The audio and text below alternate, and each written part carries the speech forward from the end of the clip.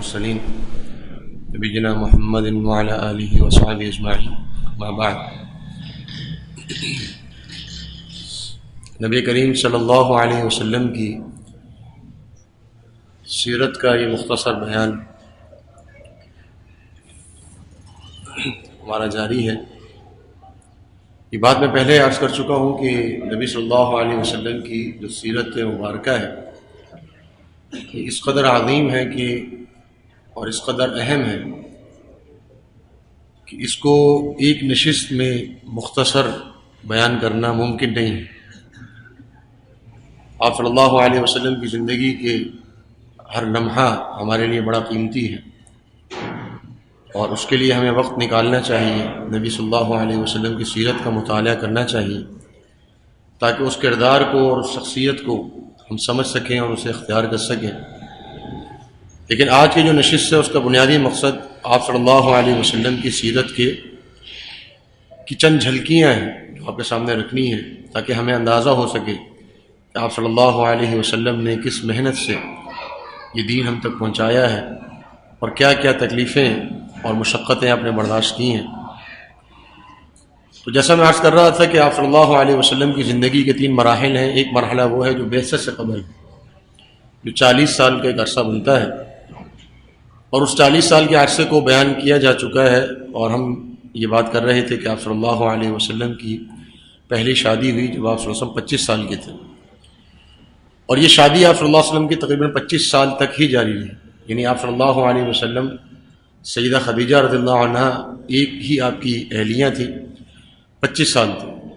آپ صلی اللہ علیہ وسلم نے کل 11 نکاح فرمائے ہیں. بقیہ جو نکاح ہیں وہ نکاح آپ صلی اللہ علیہ وسلم کے بعد میں یعنی سیدہ خدیجہ رضی اللہ عنہا کی وفات کے بعد آپ صلی اللہ علیہ وسلم نے فرمائے اور ان کے مختلف مقاصد ہیں. یہ بات اغیار کی طرف سے بڑی مشہور کی جاتی ہے کہ آپ صلی اللہ علیہ وسلم نے بڑی کثرت سے نکاح کی ہے. تو نکاح جو ہے وہ آپ صلی اللہ علیہ وسلم اگر کوئی اپنی نفسانی خواہش کے جو ہے وہ تحت کرتے اس کے لیے سب سے بہترین وقت تو جوانی کا ہوتا ہے، عین جوانی. تو 25 سال سے لے کر 50 سال کی عمر تک تو آپ صلی اللہ علیہ وسلم نے اور کوئی شادی ہی نہیں فرمائی تھی.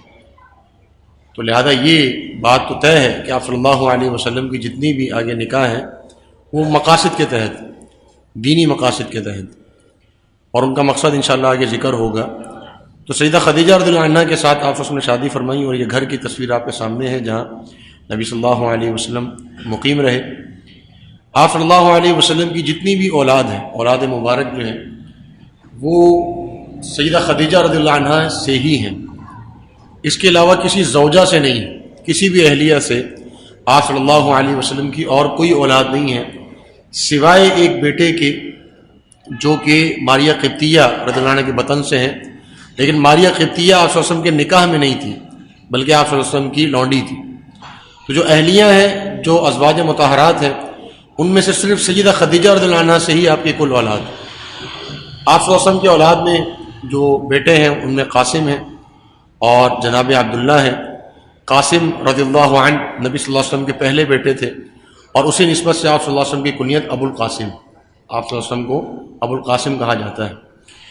اور آپ صلی اللہ علیہ وسلم کے دوسرے بیٹے جناب عبداللہ جن کا ایک لقب طیب اور طاہر بھی آتا ہے اور یہ بھی جو ہے وہ سیدہ خدیجہ رضی اللہ عنہا کے بطن سے ہیں. تو 2 بیٹے ہیں اور 4 بیٹیاں ہیں جن میں سب سے بڑی سیدہ زینب رضی اللہ عنہا، ان کے بعد سیدہ رقیہ رضی اللہ تعالیٰ عنہا اور سیدہ ام کلثوم رضی اللہ تعالیٰ عنہا اور سب سے چھوٹی بیٹی جناب سیدہ فاطمہ رضی اللہ تعالیٰ عنہا. تو آپ صلی اللہ علیہ وسلم کی 4 بیٹیاں تھیں اور 2 بیٹے تھے. اور آپ صلی اللہ علیہ وسلم کی جو نسل چلی ہے جسے ہم سید کہتے ہیں تو وہ سیدہ فاطمہ سے چلی. تو ہمارے ہاں جو یہ تصور پایا جاتا ہے کہ جی بیٹی سے نسل نہیں چلتی، تو سب سے قیمتی نسل جو دنیا میں چلی ہے وہ تو بیٹی سے چلی. نبی صلی اللہ علیہ وسلم کی نسل سے اچھی نسل تو کوئی نہیں ہو سکتی، مبارک نسل، اور وہ چلی بیٹی سے، سیدہ فاطمہ سے. بیٹا تو کوئی بلوغت کی عمر تک نہیں پہنچا تھا کہ آگے اس کی شادی ہو یا اس سے نسل چلے. تو نبی صلی اللہ علیہ وسلم کی یہ 4 صاحبزادیاں ہیں. ایک بیٹا ہے جو ابراہیم رضی اللہ عنہ جو کہ ماریہ قبطیہ رضی اللہ عنہ کے بطن سے ہے. تو کل آپ صلی اللہ علیہ وسلم کے 3 بیٹے اور 4 بیٹیاں ہیں، یعنی 7 آپ صلی اللہ علیہ وسلم کی اولاد ہیں اور ان میں سے 6 جو ہیں وہ سیدہ خدیجہ سے. تو اس سے بھی سیدہ خدیجہ رضی اللہ عنہا کی جو فضیلت ہے وہ ہمیں معلوم ہوتی ہے اور ظاہر ہوتی ہے۔ آپ صلی اللہ علیہ وسلم کی جو جوانی کے دیگر جو اہم واقعات ہیں ان میں کعبہ کی تعمیر نو کا واقعہ ہے۔ بیت اللہ میں مکہ میں ایک سیلاب آیا تھا جس کی وجہ سے بیت اللہ کی عمارت ہے وہ بڑی مخدوش ہو گئی تھی اور گرنے کے قریب تھی، اور چونکہ اہل مکہ کا کاروبار ہی بیت اللہ تھا، اسی سے وہ کماتے تھے، ان کی تجارت ہی ہوئی تھی، تو ان کو یہ خدشہ ہوا کہ اگر یہ بیت اللہ گر گیا تو ہماری بڑی بدنامی ہوگی۔ تو انہوں نے وہ بیت اللہ جو چلا آ رہا تھا سیدنا ابراہیم علیہ السلام کے دور سے، اس کو دوبارہ کسی نے ہاتھ نہیں لگایا تھا، اور وہی تعمیر اسی طرز پر چلی آ رہی تھی۔ لیکن قریش نے سب سے پہلے جو ہے جب وہ گرنے کے قریب ہوا بیت اللہ، تو انہوں نے جو ہے وہ ارادہ کیا اس کو دوبارہ تعمیر کرنے کا، تو تعمیر اس کی شروع کی گئی، اور ارادہ یہ تھا کہ اس کو مال حلال سے تعمیر کیا جائے گا، مال حرام اس میں خرچ نہیں ہوگا۔ اس وجہ سے اب جو بیت اللہ آپ کو نظر آتا ہے اصل میں بیت اللہ محراب کی شکل میں تھا، اوپر سے گول تھا اور نیچے سے چوکور جیسے محراب ہوتی ہے۔ لیکن پھر جب ان کے پاس مال حلال ختم ہو گیا تو انہوں نے بیت اللہ کی اتنی تعمیر کی جتنا ان کے پاس حلال کا پیسہ موجود تھا، اس وجہ سے اب بیت اللہ آپ کو چوکور صورت میں نظر آتا ہے۔ جو آگے سے گولائی ہے وہ بھی بیت اللہ ہی کا حصہ تھی، لیکن چونکہ پیسے نہیں تھے اس وقت اس لیے انہوں نے تعمیر نہیں کی، اور نبی صلی اللہ علیہ وسلم نے بھی مکہ فتح کر لینے کے بعد بیت اللہ کو اسی صورت میں برقرار رکھا، اسی لیے بیت اللہ آج تک اسی صورت میں برقرار ہے۔ تو حتیم کا جو حصہ ہے جو آگے سے گول ہے وہ بھی بیت اللہ میں شامل تھا۔ ایک واقعہ ہوا حجر اسود کے حوالے سے، کعبہ کی تعمیر نو کے وقت اختلاف ہو گیا قریش میں کہ حجر اسود جو اتارا گیا ہے اس کو کون دوبارہ نصب کرے گا، کیونکہ یہ بہت بڑی فضیلت تھی اور قریش تو چھوٹی چھوٹی فضیلتوں پہ مر مٹتے تھے۔ تو قریش کے قبائل میں آپس میں اختلاف ہو گیا، سب نے کہا کہ ہم رکھیں گے، ہماری فضیلت ہونی چاہیے، اور اتنا اختلاف بڑھا کہ انہوں نے ان کے ہاں ایک عہد و پیمان لیا جاتا تھا نوجوانوں میں کہ وہ اپنی انگلیاں کاٹتے تھے، ہاتھ کاٹ کے اس کا خون جو ہے وہ نچوڑتے تھے ایک پیالی کے اندر اور اس میں اپنی انگلیاں ڈبوتے تھے۔ اس کا مطلب یہ ہوتا تھا کہ اب یہ موت پر بیعت ہوگی۔ تو ہر قبیلے نے یہ عمل کیا کہ ہماری موت پر بیعت ہے، ہم مر جائیں گے لیکن حجر اسود کسی اور کو اس کعبہ میں لگانے نہیں دیں گے۔ اب اس قدر جب نوبت آ گئی لڑائی کی تو پھر انہوں نے فیصلہ یہ کیا، جو سب سے بڑا ایک شخص تھا، بڑا آدمی تھا وہاں کا مکہ کا، اس نے یہ فیصلہ کیا کہ ہم صبح رات یہیں گزارتے ہیں مکہ بیت اللہ میں، صبح جو مشرقی دروازے سے جو شخص آئے گا بیت اللہ میں داخل ہوگا وہ ہمارا فیصلہ کرے گا۔ تو اللہ رب العالمین کا یہ ارادہ تھا کہ آپ صلی اللہ علیہ وسلم اس دروازے سے داخل ہوں۔ تو جیسے ہی داخل ہوئے صبح کے وقت میں تو لوگوں نے کہہ دیا ہادہ امین ہونا، ہادہ صادق ہونا، یہ ہمارے امین ہمارے صادق جو ہے وہ آگے ہیں، یہ ہمارے درمیان بہترین فیصلہ فرمائیں گے۔ تو نبی صلی اللہ علیہ وسلم نے چادر منگوائی اور اس میں حجر اسود رکھا، اور خود اپنے ہاتھوں سے وہ حجر اسود جو اس چادر میں رکھا۔ قریش کے قبیلوں کو بلایا، ان کے سرداروں کو بلایا اور کہا کہ چادر کا کونا پکڑو۔ سب نے چادر اٹھائی اور وہ چادر اٹھا کر بیت اللہ کے قریب لے جائی گئی، اور پھر نبی صلی اللہ علیہ وسلم نے اپنے مبارک ہاتھوں سے وہ حجر اسود بیت اللہ میں نصب کیا۔ تو یہ اللہ رب العالمین کا فیصلہ تھا کہ حجر اسود جو ہے وہ نصب ہو بیت اللہ میں نبی صلی اللہ علیہ وسلم کے مبارک ہاتھوں سے۔ تو یہ فیصلہ اس طریقے سے مکمل ہوا۔ اس کی وجہ سے بھی آپ صلی اللہ علیہ وسلم کی اہمیت قریش کی نظر میں مزید بڑھ گئی تھی، اور آپ صلی اللہ علیہ وسلم ان کے یہاں ایک اہم شخصیت تصور کیے جانے لگے۔ لیکن اس کے بعد یہ واقعہ اس وقت ہوا جب آپ صلی اللہ علیہ وسلم کی عمر 34 یا 35 سال ہے، لیکن آپ صلی اللہ علیہ وسلم کو امید یہ تھی کہ اب چونکہ بیت اللہ تعمیر ہوا ہے تو ممکن ہے کہ یہ 360 بت جو پہلے رکھے ہوئے تھے یہ دوبارہ نہ رکھیں، یہ بت پرستی کی طرف نہ آئے، بیت اللہ کی اہمیت ان کی نظر میں بڑھ جائے۔ لیکن انہوں نے پھر وہی عمل کیا، وہی 360 بت لا کر بیت اللہ میں سجا دی۔ تو اس وجہ سے آپ صلی اللہ علیہ وسلم اپنے قوم سے بالکل جو ہے وہ بیزار ہو گئے، اور آپ صلی اللہ علیہ وسلم اپنی قوم سے تنہائی اختیار کر لی، اور آپ صلی اللہ علیہ وسلم کا یہ معمول بن گیا کہ آپ جو ہے وہ سیدہ خدیجہ رضی اللہ عنہا سامان تیار کر دیتی کھانے پینے کا 15 دن کے لیے، اور آپ صلی اللہ علیہ وسلم وہ سامان لیتے اور غار ثور کی طرف جو ہے وہ چلے جاتے، غار حرا کی طرف جو ہے وہ آپ چلے جاتے اور وہاں پر آپ قیام فرماتے، اور جب تک وہ سامان آپ کے پاس موجود ہوتا آپ صلی اللہ علیہ وسلم تنہائی میں عبادت کرتے۔ اب یہ تنہائی کی عبادت کیسی؟ یہ صحیح بخاری کی روایت میں موجود ہے، یتحنس کے الفاظ ہیں کہ وہ آپ صلی اللہ علیہ وسلم تعبد کیا کرتے تھے، عبادت کیا کرتے تھے۔ تو یقیناً عبادت کے کچھ طریقے ہوں گے جو دین ابراہیم میں موجود ہوں گے، جو آپ صلی اللہ علیہ وسلم کو معلوم تھے، اس طریقے سے آپ عبادت کیا کرتے تھے۔ تو یہ آپ صلی اللہ علیہ وسلم کا معمول رہا تقریباً 5 سال، 35 سال سے لے کر 40 سال تک آپ صلی اللہ علیہ وسلم نے اپنی قوم سے تنہائی اختیار کی، اور یہ اللہ رب العالمین کی طرف سے تھا، کیونکہ اس طریقے سے اللہ رب العالمین نے آپ صلی اللہ علیہ وسلم کی تربیت فرمائی. تنہائی جو ہوتی ہے نا انسان کی، یہ بڑی تربیت کرتی ہے. اگر انسان اپنی تنہائی کو درست طریقے سے استعمال کرے، اگر وہ غلط طریقے سے استعمال کرے تو وہ اس کا تخریب بھی کر دیتی ہے، اس کا ذہن بگاڑ دیتی ہے، اور وہ انسان کی جو مجلس ہے وہ شیطان کی مجلس بن جاتی ہے. لیکن اگر وہی تنہائی انسان، وہ خلوت، اگر وہ اچھے طریقے سے گزارتا ہے تو اس کی بڑی تربیت ہوتی ہے. جیسا کہ اللہ کے نبی صلی اللہ علیہ وسلم نے فرمایا کہ وہ ایک آنسو جو انسان تنہائی میں اللہ کو یاد کر کے گراتا ہے وہ اللہ کے یہاں بڑا قیمتی ہے. کیوں؟ کیونکہ یہ اس کی تربیت کا حصہ ہے. اس سے ظاہر ہوتا ہے کہ اس کا نفس جو ہے وہ بڑا پاکیزہ ہے اور اس نے اپنے نفس کو بڑا قابو میں رکھا ہوا. اور خاص طور پر آج کل جب ہمارے پاس خلوتوں میں گناہوں کے مواقع زیادہ ہیں، خلوتوں میں آج ہمارے پاس گناہوں کے موقع زیادہ ہیں، تو ہمارا امتحان کچھ زیادہ ہی سخت ہے. تو اس میں اگر انسان اپنی تربیت کرتا ہے تنہائی کے حوالے سے، تو آپ دیکھیں گے کہ اس کی اخلاق کے اندر بھی، اس کے معاملات کے اندر بھی، اس کی عبادت میں بھی جو لذت ملتی ہے نا، وہ تنہائی کی تربیت سے ملتی ہے. تو یہ 5 سال نبی صلی اللہ علیہ وسلم نے جو گزارے، یہ آپ صلی اللہ علیہ وسلم کی تربیت تھی. 40 سال آپ کی عمر ہوگی. اللہ رب العالمین کی طرف سے یہ فیصلہ ہوا کہ اب آپ صلی اللہ علیہ وسلم کو مقام نبوت عطا کر دیا گیا. تو نزول وحی کا آغاز ہوا. وحی کا جو آغاز ہے اس کے حوالے سے خود صحیح بخاری کے اندر یہ بات موجود ہے کہ آپ صلی اللہ علیہ وسلم نے فرمایا کہ وحی کا آغاز اس طرح ہوا کہ مجھے سچے خواب آنے لگے.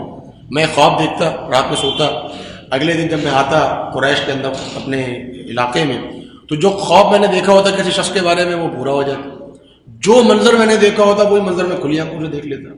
تو یہ سچے خواب مجھے نظر آنا شروع ہو گیا، اور یہ وحی کا آغاز تھا. کیونکہ وحی جو ہے وہ بھی ایک سچ ہے. تو ایک انسان جب خواب دیکھتا ہے، اور وہ خواب ہوتا ہے، انسان اس کو سچ نہیں تصور کرتا، لیکن جب وہ اس کو منظر کو دیکھتا ہے تو وہ اس کو اپنا جو سوچ ہوتی ہے اور جو اس نے حاصل کیا ہوتا ہے اس کو وہ حقیقت ماننا شروع کر دیتا ہے. تو یہ وحی کے لیے اس کی پہلی تربیت ہوتی ہے. اور نبی صلی اللہ علیہ وسلم کا فرمان ہے کہ مومن کو بھی سچے خواب آتے ہیں، اور جو سچا خواب ہے یہ نبوت کا 26واں حصہ ہے. نبوت کا 26واں حصہ ہے، نبی صلی اللہ علیہ وسلم کا فرمان ہے. تو سچے خوابوں سے آپ صلی اللہ علیہ وسلم پر وحی کا آغاز ہوا. اس کے بعد پھر وحی کب نازل ہوئی اس میں اختلاف، یعنی جبریل علیہ السلام پہلی وحی لے کر کب آئے، کون سے مہینے میں تشریف لائے، اس میں علماء کا اختلاف ہے. سب سے زیادہ جو روایت ذکر کی جاتی ہے وہ یہ ہے کہ رمضان المبارک میں نزول وحی کا آغاز ہوا. نبی صلی اللہ علیہ وسلم جو ہے وہ غار حرا میں موجود تھے کہ خود آپ صلی اللہ علیہ وسلم نے اپنی زبان مبارک سے یہ واقعہ ذکر فرمایا ہے کہ میں نے دیکھا کہ غار کے دہانے پر ایک شخص کھڑا ہوا، وہ میرے قریب آیا اور اس نے آ کر مجھے اپنی باہوں کے درمیان سختی سے دبوچ لیا اور مجھ سے کہا کہ اقرا، پڑھو. تو میں نے کہا ما انا بقارئ، میں نہیں پڑھ سکتا. اس نے مجھے دوبارہ سختی سے دبوچا، پھر چھوڑا اور کہا اقرا، پڑھو. میں نے کہا ما انا بقارئ، میں نہیں پڑھ سکتا. اس نے مجھے تیسری دفعہ دبوچا اور کہا اقرا بسم ربک الذی خلق خلق الانسان من علق اقرا وربک الاکرم الذی علم بالقلم علم الانسان ما لم يعلم. یہ آیات اللہ رب العالمین نے پہلی وحی کے طور پہ نبی صلی اللہ علیہ وسلم پر نازل فرمائی، اور یہ ساری کی ساری آیات پڑھنے اور علم سے متعلق ہے. اس کا معنی یہ ہے کہ یہ امت جو ہے یہ عروج حاصل کرے گی علم کے ذریعے سے، اور یہ شریعت جو ہے وہ یہ نام ہے علم کا. اور انسان دین اسلام پر عمل پیرا اس وقت ہو سکتا ہے جب اس کے پاس علم ہو. علم کے بغیر وہ دین پر عمل نہیں کر سکتا. تو اس کا آغاز ہی اقرا سے ہے. تو لہذا یہ پہلی وحی اللہ رب العالمین نے نبی صلی اللہ علیہ وسلم پر نازل فرمائی.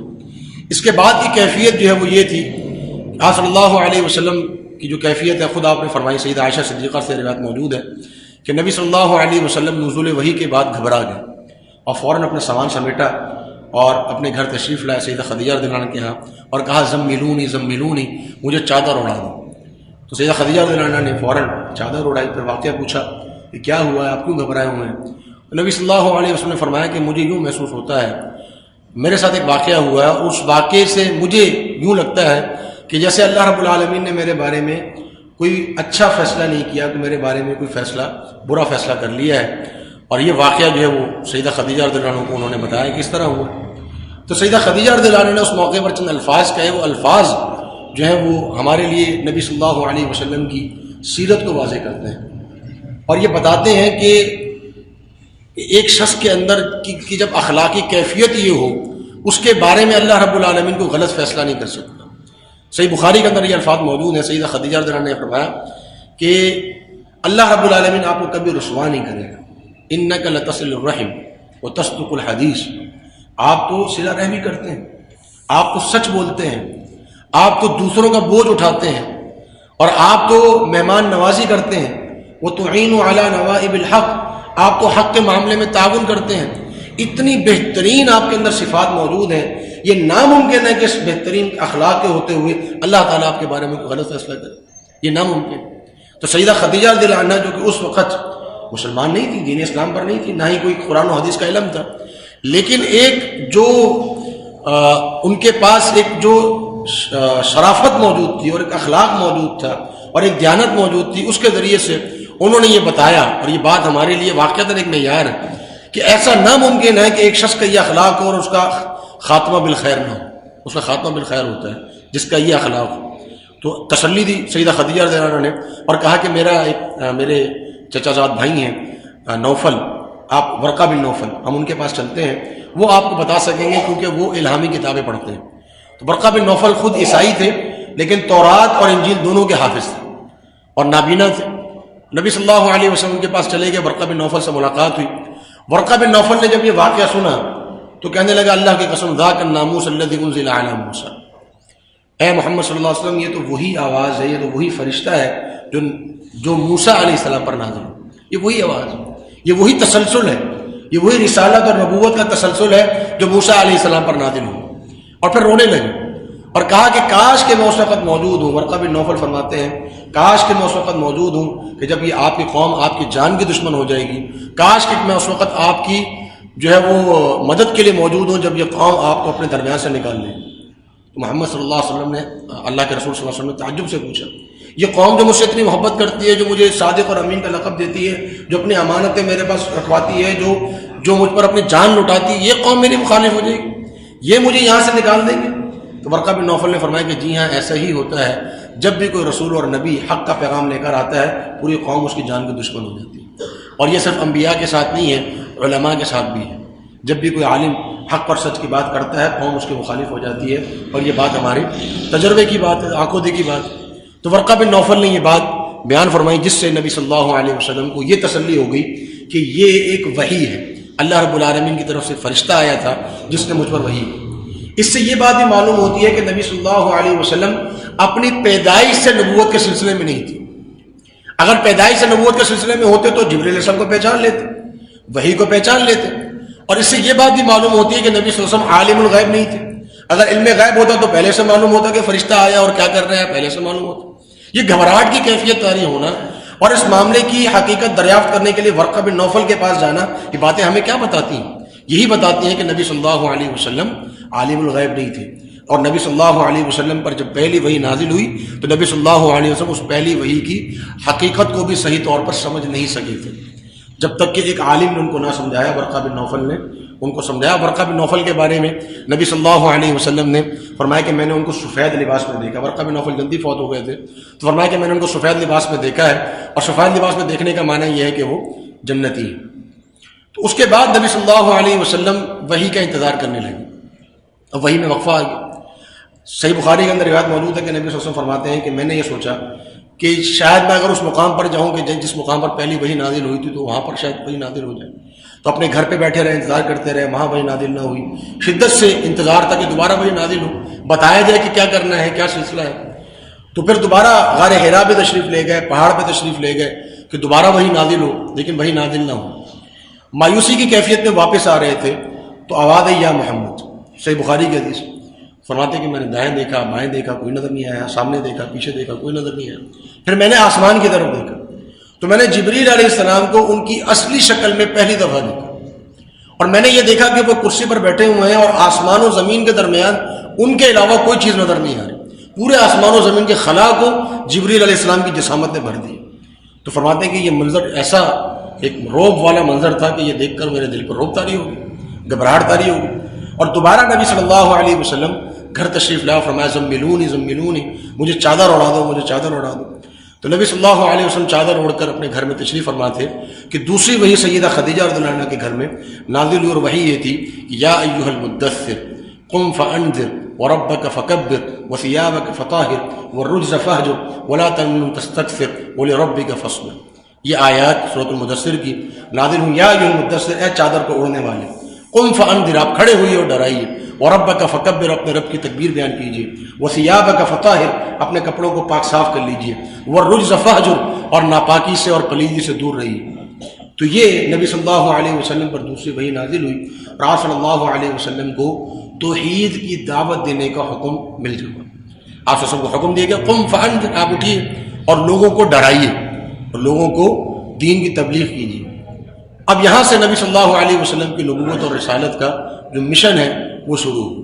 دعوت اور توحید کا مشن شروع ہوا. تو نبی صلی اللہ علیہ وسلم کی جو دعوت ہے، دعوت توحید اور دعوت اسلام، دین اسلام کی جو دعوت ہے، اس کے 3 مراحل ہیں. دعوت دین کے 3 مراحل. سب سے پہلا جو مرحلہ ہے وہ خفیہ دعوت کا مرحلہ ہے. آپ صلی اللہ علیہ وسلم نے اپنی جان پہچان کے جو لوگ تھے، جو قابل اعتماد تھے، ان کو دعوت دینا شروع کی. سیدنا ابوبکر صدیق رضی اللہ عنہ کو دعوت دی، سیدہ خدیجہ رضی اللہ عنہ کو دعوت دی، اپنی بیٹیوں کو دعوت دی، اور جو دوست احباب تھے، جو قریبی لوگ تھے، سیدنا علی رضی اللہ عنہ جو کہ نبی صلی اللہ علیہ وسلم کی کفالت میں تھے، ان کو دعوت دی. سیدنا زید بن حارثہ رضی اللہ عنہ جو کہ نبی صلی اللہ علیہ وسلم کے منہ بولے بیٹے تھے، ان کو دعوت دی. تو جو قابل اعتماد لوگ تھے ان کو دعوت دینا شروع کی. اور جو مسلمان ہوتا چلا گیا ان کو یہ آپ صلی اللہ علیہ وسلم نے کہنا شروع کر دیا کہ آپ کے جو قابل اعتماد دوست ہیں، احباب ہیں، ان کو آپ دعوت پہنچائیے. اعلانیہ دعوت کا آغاز نہیں کیا. تو خفیہ دعوت کا آغاز آپ صلی اللہ علیہ وسلم نے فرمایا. اور خفیہ دعوت کے تحت جن لوگوں نے اسلام قبول کیا، تقریباً 100 افراد کا تذکرہ ملتا ہے کہ خفیہ دعوت کے تحت 3 سال تک آپ صلی اللہ علیہ وسلم نے خفیہ دعوت دی، خفیہ طور پہ لوگوں تک دعوت پہنچائی. اور اس میں جو ہے وہ صحابیات میں سیدہ خدیجہ رضی اللہ عنہ، نبی صلی اللہ علیہ وسلم کی جو بیٹیاں تھیں بنات رسول رضی اللہ عنہن، اسماء بنت ابی بکر، سمیہ رضی اللہ عنہ، فاطمہ بنت خطاب، ام ایمن، زنیرہ، اسماء بنت عمیس. تو اور کئی صحابیات کا نام آتا ہے، تقریباً 25 سے 30 صحابیات کا نام آتا ہے جنہوں نے دعوت میں اسلام قبول کیا تھا. صحابہ میں ابوبکر صدیق، علی بن ابی طالب، زید بن حارثہ، عثمان بن عفان، عبد الرحمن بن عوف، سعد بن ابی وقاص، اور ارقم بن ارقم، اور عبداللہ بن مسعود، ابو ذر غفاری رضی اللہ تعالی عنہم اجمعین. یہ تمام صحابہ تقریباً جیسا میں نے ذکر کیا کہ 100 کے قریب کم و بیش یہ صحابہ تھے جنہوں نے خفیہ دعوت کے تحت جنہوں نے اسلام قبول کیا. ایک بہت بڑی تعداد تھی جنہوں نے سیدنا ابوبکر صدیق رضی اللہ عنہ کی دعوت پر اسلام قبول کیا. اور یہی وہ لوگ ہیں السابقون الاولون، سبقت لے جانے والے، جن کو اللہ رب العالمین نے یہ توفیق دی کہ اس دین اسلام کی اس عظیم ترین امت کے ہراول دستہ، جو پہلا دستہ جو تھا جنہوں نے اسلام قبول کیا، نبی صلی اللہ علیہ وسلم کی دعوت پر لبیک کہا، یہ وہ صحابہ تھے، یہ وہ مبارک شخصیات ہیں. تو یہ پہلا مرحلہ تھا خفیہ دعوت کا. اس کے بعد پھر اللہ رب العالمین کی طرف سے یہ آیت نازل ہوئی کہ وَأَنذِرْ عَشِيرَتَكَ الْأَقْرَبِينَ. اے نبی صلی اللہ علیہ وسلم، آپ اپنے قریبی رشتہ داروں کو ڈرائیں، چاہے وہ قابل اعتماد ہو یا نہ ہو، آپ نے سب کو بلانا ہے، ان کو جمع کرنا ہے اور ان کو دعوت دینی ہے. تو آپ صلی اللہ علیہ وسلم نے دعوت کا اہتمام کیا. مسند احمد کی روایت ہے، نبی صلی اللہ علیہ وسلم نے گھر پر کھانا بنوایا. دعوت دینے کا ایک بہترین طریقہ جو نبی صلی اللہ علیہ وسلم کی سنت ہے وہ یہی ہے کہ آپ صلی اللہ علیہ وسلم نے کھانا بنوایا اور پھر اپنے رشتہ داروں کو دعوت دی. سیدنا علی سے فرمایا کہ فلاں کو بلا لو، فلاں کو بلا لو، فلاں کو بلا لو، سب کو بلا لیا. ابو لہب بھی اس میں شامل تھے. ابو لہب کو معلوم ہو چکا تھا کہ کچھ ہو رہا ہے، کچھ سلسلہ دعوت کا چل رہا ہے. اس کے کانوں تک کچھ باتیں پہنچی تھی اور اس کو بڑی جو ہے وہ تشویش تھی. اس کو یہ لگ رہا تھا کہ کہیں ایسا نہ ہو کہ نبی صلی اللہ علیہ وسلم جو ہے وہ جو دعوت پیش کر رہے ہیں جو ہمارے بت پرستی کے خلاف ہے، کہیں ہمارا چلتا ہوا کاروبار ٹھپ نہ ہو. کیونکہ قریش کا جو کاروبار تھا وہ یہ بت پرستی تھی.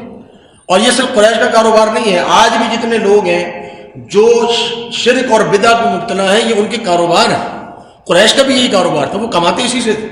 قریش کی ایک بڑی آمدن کا جو ذریعہ تھا وہ بت پرستی تھی. ان کے نام کے نظر و نیاز، ان کے نام کے جانور، کوئی اگر طواف کرنے آئے تو اس کو بولتے تھے کہ جب تک آپ فلاں جانور ذبح نہیں کریں گے آپ جو ہے وہ طواف نہیں کر سکتے. جانور لینا کس سے ہے؟ وہ لینا قریش سے ہے. آپ ہمارے کپڑے نہیں پہنیں گے آپ طواف نہیں کر سکتے. کپڑے کس سے لینے؟ قریش سے لینے. تو باقاعدہ کاروبار تھا. اور ابو لہب کا اندیشہ یہ تھا کہ ہمارا کاروبار ٹھپ ہو جائے، دنیا کے معاملات. تو ابو لہب نے اس موقع پر نبی صلی اللہ علیہ وسلم نے جب دعوت کی، کھانا کھلایا آپ صلی اللہ علیہ وسلم نے. کھانا کھلانے کے بعد آپ صلی اللہ علیہ وسلم جو ہے وہ وہاں پر گئے، تشریف لے گئے، کھڑے ہوئے اور فرمایا کہ میں آپ لوگوں سے چند باتیں کرنا چاہتا ہوں. اسی موقع پر ابو لہب کھڑا ہو گیا، کہنے لگا اے محمد صلی اللہ علیہ وسلم، اگر تم نے کوئی ایسی بات کرنی ہے کہ جس سے تم اپنی قوم کو نقصان پہنچاؤ تو بہتر ہے کہ خاموش رہو. تو نبی صلی اللہ علیہ وسلم سمجھ گئے کہ اس کمبخت نے پوری مجلس کا ماحول خراب کر دیا ہے، لہذا آپ صلی اللہ علیہ وسلم نے کوئی بات نہ فرمائی اور وہ مجلس ختم ہو گئی۔ کچھ عرصے کے بعد دوبارہ آپ صلی اللہ علیہ وسلم نے دعوت فرمائی اور ان لوگوں کو جمع کیا، اپنے قریبی رشتہ داروں کو، چچاؤں کو، پھپھوؤں کو، اور جو بھی قریبی رشتہ دار قریش میں موجود تھے بنو ہاشم کے، ان کو جمع کیا، پھر کھانے پر بلایا، کھانے پر دعوت کی، کھانا کھلایا، پھر کسی کو موقع نہیں دی، فوراً کھڑے ہوئے اور فرمایا کہ اے میرے رشتہ داروں، اے میرے قوم کے لوگوں، میں تمہارے پاس ایک ایسی چیز لے کر آیا ہوں کہ کسی قوم کا کوئی نوجوان اس سے بہترین چیز اپنی قوم کے پاس نہیں لایا ہوں، اور میں کیا لے کر آیا؟ قولوا لا الہ الا اللہ تفلحون، تم لا الہ الا اللہ کہہ دو تم فلاح پا جاؤ۔ تو یہ بات نبی صلی اللہ علیہ وسلم نے اپنے رشتہ داروں سے کہی۔ بعض رشتہ دار، اکثر رشتہ داروں نے تو اس وقت اس بات کا برا منایا اور اٹھ کر واپس چلے گئے، بعض رشتہ داروں نے اسلام تو قبول نہیں کیا لیکن اپنی حمایت کا اظہار کیا کہ ہم آپ کے ساتھ ہیں، چند ایک نے اس وقت اسلام قبول کیا، جن میں سے سیدنا علی رضی اللہ عنہ تو پہلے سے موجود تھے، آپ کی چند پھوپھیاں جو تھیں انہوں نے بھی اس موقع پر اسلام قبول کیا، اور علی بن ابی طالب رضی اللہ عنہ نے اس موقع پر اپنے اسلام کا اعلان کیا، جعفر بن ابی طالب رضی اللہ عنہ، اس طرح اور چند مسلمان صحابہ تھے جو آپ صلی اللہ علیہ وسلم کے رشتہ دار تھے جنہوں نے اس موقع پر اسلام قبول کیا۔ پھر آپ صلی اللہ علیہ وسلم پر یہ آیت نازل ہوئی کہ فاصدع بما تؤمر واعرض عن المشرکین، اب جو حکم آپ کو دیا جا رہا ہے وہ آپ پھیلا دیں۔ اب یہ دعوت کا تیسرا مرحلہ تھا، پہلا مرحلہ خفیہ دعوت، دوسرا مرحلہ رشتہ داروں کو دعوت، تیسرا مرحلہ اعلانیہ دعوت، اور یہ سنت ہے نبی صلی اللہ علیہ وسلم کی جو ہمیں اپنانی چاہیے۔ ہم کسی بھی قوم میں، کسی بھی علاقے میں، کسی محلے میں جائیں، پہلے اپنے قابل اعتماد لوگوں کو جمع کریں، ان کے سامنے اپنی دعوت رکھیں، پھر اپنے رشتہ داروں کو دعوت دیں، اس کے بعد پھر اس کی ایک اعلانیہ دعوت کا سلسلے کا آغاز ہو۔ آپ صلی اللہ علیہ وسلم کوہ صفا پر تشریف لے گئے، لوگوں کو بلایا، جمع کیا قریش کو دن کے وقت میں، اور قریش سے یہ بات کہی کہ اگر تم مجھے یہ بتاؤ کہ میں تم سے اگر یہ کہوں کہ اس پہاڑ کے پیچھے ایک دشمن ہے جو تم پر حملہ آور ہونا چاہتا ہے، میری بات تم تصدیق کرو گے؟ تو قریش کے لوگوں نے کہا کہ آپ کی بات کی تکذیب کون کرے گا، کون جھٹلائے گا، آپ تو ہم میں سب سے سچے ہیں، سب سے بڑھ کر سچے ہیں۔ تو نبی صلی اللہ علیہ وسلم فرمایا قولوا لا الہ الا اللہ تفلحوا، لا الہ الا اللہ کہہ دو تم فلاح پا جاؤ گے، عرب و عجم کو تم بادشاہ بن جاؤ گے۔ اس موقع پر ابو لہب نے مٹی اٹھائی اور نبی صلی اللہ علیہ وسلم کی طرف پھینکی اور کہا کہ اے محمد صلی اللہ علیہ وسلم معاذ اللہ ثم معاذ اللہ، تمہارے دونوں ہاتھ ٹوٹ جائیں۔ اللہ رب العالمین نے سورہ ابی لہب نازل فرما دی، تبت یدا ابی لہب وتب، ابو لہب کے دونوں ہاتھ ٹوٹ جائیں۔ تو اس موقع پر آپ صلی اللہ علیہ وسلم نے تقریباً 3 سال کے بعد، نبوت ملنے کے 3 سال کے بعد اعلانیہ دعوت کا آغاز کیا۔ جب اعلانیہ دعوت کا آغاز ہوا آپ صلی اللہ علیہ وسلم کی جانب سے، تو دشمنی بھی اعلانیہ شروع ہو گئی، اب صحابہ کرام پر سختیاں شروع ہو گئی، کئی لوگوں نے اسلام قبول کیا اور بہت سے لوگ بلکہ پوری قوم دشمن ہو گئی، اور جو سختیاں نبی صلی اللہ علیہ وسلم پر کی گئیں اور صحابہ کرام پر کی گئیں وہ آپ سنی ہے، کیسی کیسی سختیاں کی گئیں۔ پتھروں پر لٹائے گئے، گرم پتھروں پر، جس نے مکہ کی گرمی آپ نے سے اگر دیکھی ہو تو آپ اندازہ کر لیجئے وہ تپتے سگلاخ جو پتھر ہوتے ہیں وہ کس طرح انسان کو تکلیف دیتے ہیں۔ تو وہاں پر اس کو لٹا، سیدنا بلال دونوں کو لٹا کر اوپر چٹانیں رکھ دی جاتی تھی، آوارہ لڑکوں کے ہاتھ میں ان کی گردن میں پٹا ڈال کے آوارہ لڑکوں کے ہاتھ میں پکڑا دیا جاتا، مکہ کے بازاروں میں گھسیٹتے پھرتے تھے، انگاروں پہ لٹا دیا جاتا تھا۔ سیدنا خباب بن ارت رضی اللہ عنہ اپنی کمر کے نشانات دکھایا کرتے تھے کہ یہ دیکھو میری کمر پوری گل گئی، انگاروں پر لٹا دیا جاتا تھا سیدنا خباب بن ارت رضی اللہ عنہ، اور باش نوجوانوں کا ہاتھوں اذیت دی جاتی تھی۔ نبی صلی اللہ علیہ وسلم کو بڑی اذیتیں ہوں۔ عقبہ بن ابی معیط یہ نبی صلی اللہ علیہ وسلم کا پڑوسی تھا، اور آپ صلی اللہ علیہ وسلم کے گھر کے دیوار کے ساتھ اس کی دیوار ملی ہوئی تھی۔ آپ صلی اللہ علیہ وسلم کے گھر میں کھانا پکتا، وہ کھانا جو ہے وہ صحن میں پکتا تھا، تو جب کھانا بالکل پک جاتا تو عقبہ بن ابی معیط کے گھر سے گندگی آتی اور وہ کھانے کے دیگچے میں چلی جاتی۔ نبی صلی اللہ علیہ وسلم وہ دیگچی اٹھاتے، وہ گندگی اٹھاتے اور دروازے سے باہر جاتے، اور عقبہ بن ابی معیط سے کہتے کہ عقبہ یہ کیسی ہمسایہ داری ہے، یہ کیسی ہمسایہ داری، یہ کیسی تم تکلیفیں دیتے ہو۔ ابو لہب کا گھر نبی صلی اللہ علیہ وسلم کے محلے میں تھا، جو بیوی تھی ابو لہب کی وہ آ کر نبی صلی اللہ علیہ وسلم کے گھر کے دروازے کے باہر رات کے وقت میں کانٹے بچھاتی تھی، پتہ تھا تہجد کے لیے نکلتے ہیں تو کانٹے چھپ جاتے نبی صلی اللہ علیہ وسلم۔ تو یہ ساری تکلیفیں نبی صلی اللہ علیہ وسلم کو دی ہوئی، حتیٰ کہ آپ صلی اللہ علیہ وسلم نے فرمایا کہ جتنی تکلیفیں مجھے اللہ کی راہ میں دی گئی کسی نبی کو بھی نہیں دی، اتنا مجھے جب آزمایا گیا اور اتنی تکلیفیں دی گئی۔ صحابہ کرام کو بڑی سختیاں ہوئی، سمیہ اور یاسر، آل یاسر، نبی صلی اللہ علیہ وسلم دیکھا کرتے تھے، تینوں سمیہ، یاسر اور ان کے بیٹے عمار بن یاسر، تینوں غلام تھے، اور جس کے غلام تھے وہ بڑا ہی جو ہے وہ بدبخت آدمی تھا، بڑی اذیتیں دیا کرتا تھا، مارا پیٹا کرتا تھا۔ نبی صلی اللہ علیہ وسلم دیکھ رہے ہیں کہ میرے ماننے والے ان کو مارا پیٹا جا رہا ہے لیکن کچھ کر نہیں سکتے، بے بس ہے، تو فرمایا کرتے تھے ابشروا اصبروا علی یاسر فإن لکم الجنہ، آل یاسر صبر کرو تمہارے لیے جنت ہے۔ تو سب سے پہلے جو شہید ہوئے اسلام کی راہ میں جو خاتون شہید ہوئی وہ سیدہ سمیہ رضی اللہ تعالی عنہ، جن کو اسلام کی راہ میں شہید کیا گیا، اور ابو جہل نے جو ہے وہ سمیہ رضی اللہ عنہ کے ناف میں نیزہ مارا، جس کی وجہ سے سیدہ سمیہ رضی اللہ عنہ شہید ہوئی۔ اسی طرح سیدنا یاسر رضی اللہ عنہ کو اونٹوں سے باندھ کر دو مخالف سمتوں میں گھمایا گیا، ان کی پسلیاں ٹوٹ گئیں اور وہ شہید ہو گئے۔ تو اس قدر اذیت ناک تکلیفیں صحابہ کرام کو دی گئیں۔ نبی صلی اللہ علیہ وسلم یہ تکلیفیں دیکھا کرتے تھے، یہ تکلیفیں دیکھا کرتے تھے۔ اور ان میں سے اور جو صحابہ جن کی تکلیفیں آپ صلی اللہ علیہ وسلم نے دیکھی ہیں، بلال حبشی، خباب بن ارد، صہیب رومی رضی اللہ عنہ، عثمان بن عفان، مصعب بن عمیر، اسی طرح آل یاسر، یہ تمام صحابہ جنہوں نے سختیاں برداشت کی۔ عثمان بن عفان رضی اللہ عنہ، ان کو ان کے جو ماموں تھے وہ چھت سے الٹا خالو جو تھے وہ چھت سے الٹا لٹکاتے، نیچے آگ جلاتے، اس کی دھونی دیا کرتے تھے سیدنا عثمان بن عفان رضی اللہ عنہ۔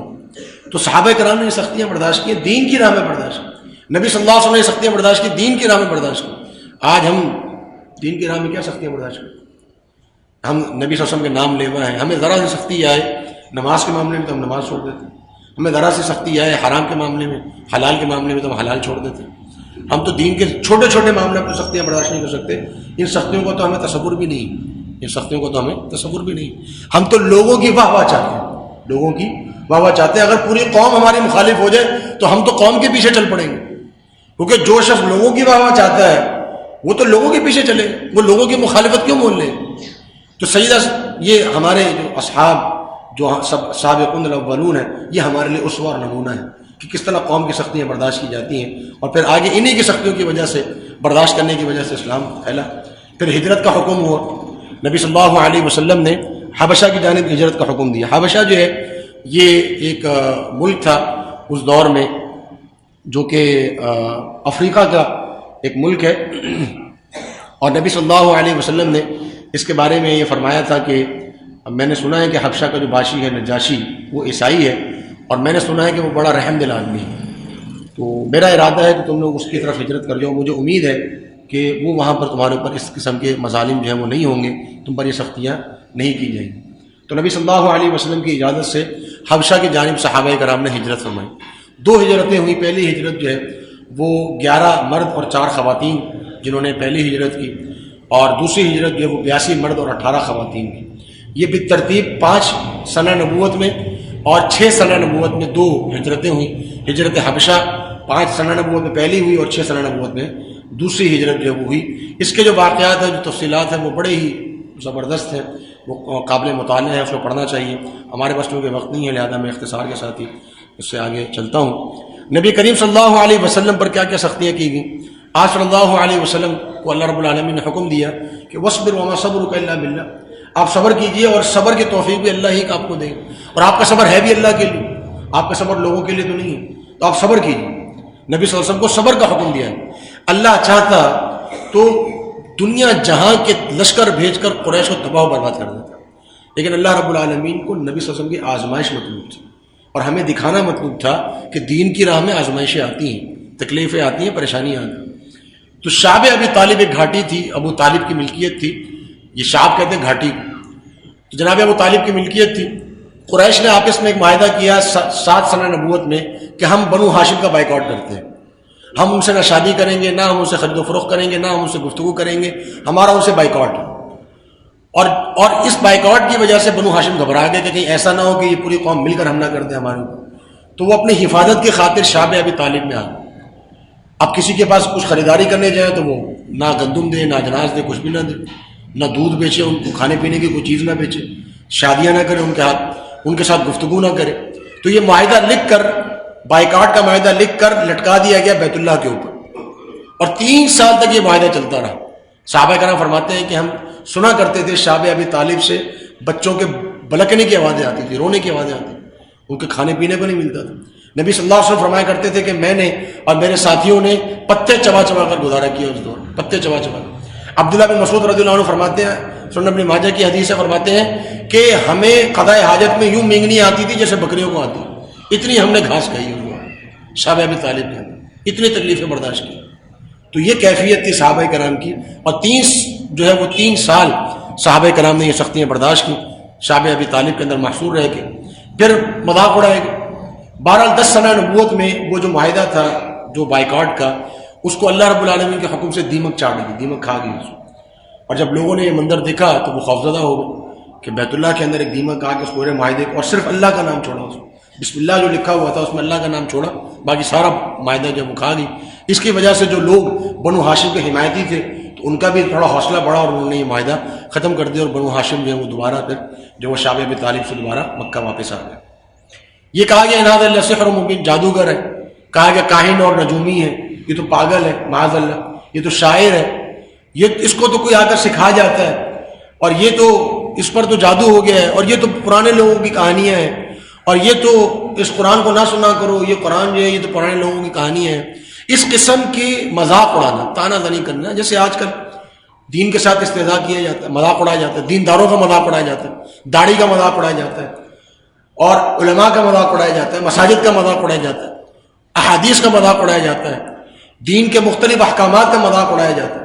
تو یہ مذاق اڑانا جو ہے یہ قریش سے چلا آ رہا ہے، مشرکین مکہ سے چلا آ رہا ہے۔ وہ لوگ مذاق اڑایا کرتے تھے، یہ تو جادوگر ہے، ایسے خامخواہ آ گئے، یہ تو کاہن ہے، نجومی ہے، پاگل ہے، شاعر ہے، معاذ اللہ۔ اس قسم کے تانے نبی صلی اللہ علیہ وسلم جیسی بابرکت اور عظیم شخصیت کے اوپر لگایا کرتے تھے۔ نبی صلی اللہ علیہ وسلم سب سنتے تھے، برداشت کرتے تھے، کبھی ان کو جواب نہیں دیا پلٹ کر۔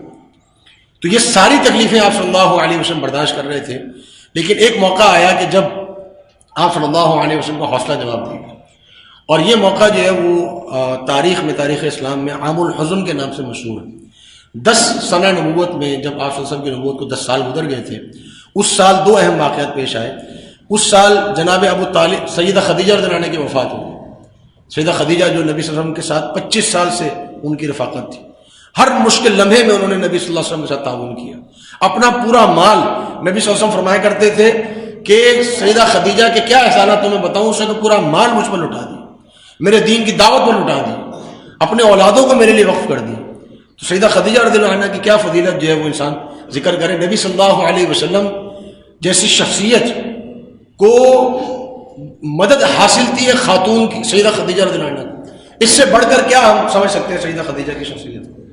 اور نبی جب وہ سیدہ خدیجہ رضی اللہ عنہ وفات پا گئی تو نبی صلی اللہ علیہ وسلم ایک بہت بڑے اپنے غمخوار سے، اپنے ہمدرد سے نبی سے محروم ہو گئے۔ پھر اسی سال جناب ابو طالب کی وفات ہوئی، اور مزید تکلیف نبی صلی اللہ علیہ وسلم کو اور غم یہ ہوا کہ جناب ابو طالب نے اسلام قبول نہیں کی، اسلام قبول نہ کر سکے، اور کہا کہ علی ملتی ابی عبد المطلب، کہ میں تو اپنی ملت، اپنے والد ابو عبد المطلب کی ملت پر میں فوت ہوتا ہوں۔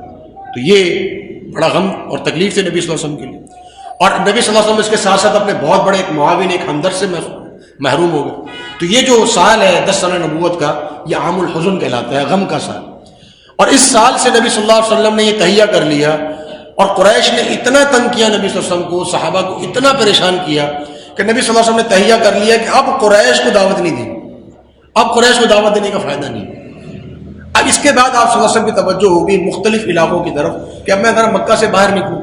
مکہ والوں کو 10 سال تک دعوت دی، انہوں نے دعوت قبول نہیں کی، چند ایک لوگوں نے کر لی ہے، جو ان کے بڑے بڑے رؤساء سردار ہیں وہ دعوت قبول نہیں کر رہے۔ تو پھر آپ صلی اللہ علیہ وسلم نے مکہ سے باہر نکل کر پہلا سفر کیا، سفر طائف، جو بڑا ہی جو ہے وہ آپ صلی اللہ علیہ وسلم کے لیے تکلیف دہ سفر ثابت ہوا۔ آپ صلی اللہ علیہ وسلم طائف جب تشریف لے کے گئے تو وہاں 3 سردار تھے طائف کے اندر۔ آپ صلی اللہ علیہ وسلم تینوں سرداروں کے پاس گئے، تینوں سرداروں کو اپنی دعوت پیش کی، اور تینوں سرداروں نے نبی صلی اللہ علیہ وسلم کے ساتھ تحقیرانہ رویہ اختیار کی، دھکے دے کر گھر سے باہر نکال دیا۔ سیرت کے اندر یہ واقعہ موجود ہے۔ نبی صلی اللہ علیہ وسلم کے ساتھ سیدنا زید بن حارثہ اور سیدنا بلال تھے، آپ صلی اللہ علیہ وسلم کے ساتھ تھے۔ تو نبی صلی اللہ علیہ وسلم کو تینوں اپنے دونوں ساتھیوں سمیت گھر سے باہر نکلوا دی، بلکہ یہاں پر بس نہیں کیا۔ اس ایک بدبخت جو تھا، اس کا نام زہیر تھا، جو سردار تھا طائف کا، اس نے اپنے اوباش جو نوجوان تھے طائف کے، ان کو نبی صلی اللہ علیہ وسلم کے پیچھے لگا دیا کہ یہ طائف میں نظر نہ آئے، طائف کی گلیوں میں جہاں نظر آئے پتھر مارنا شروع کر۔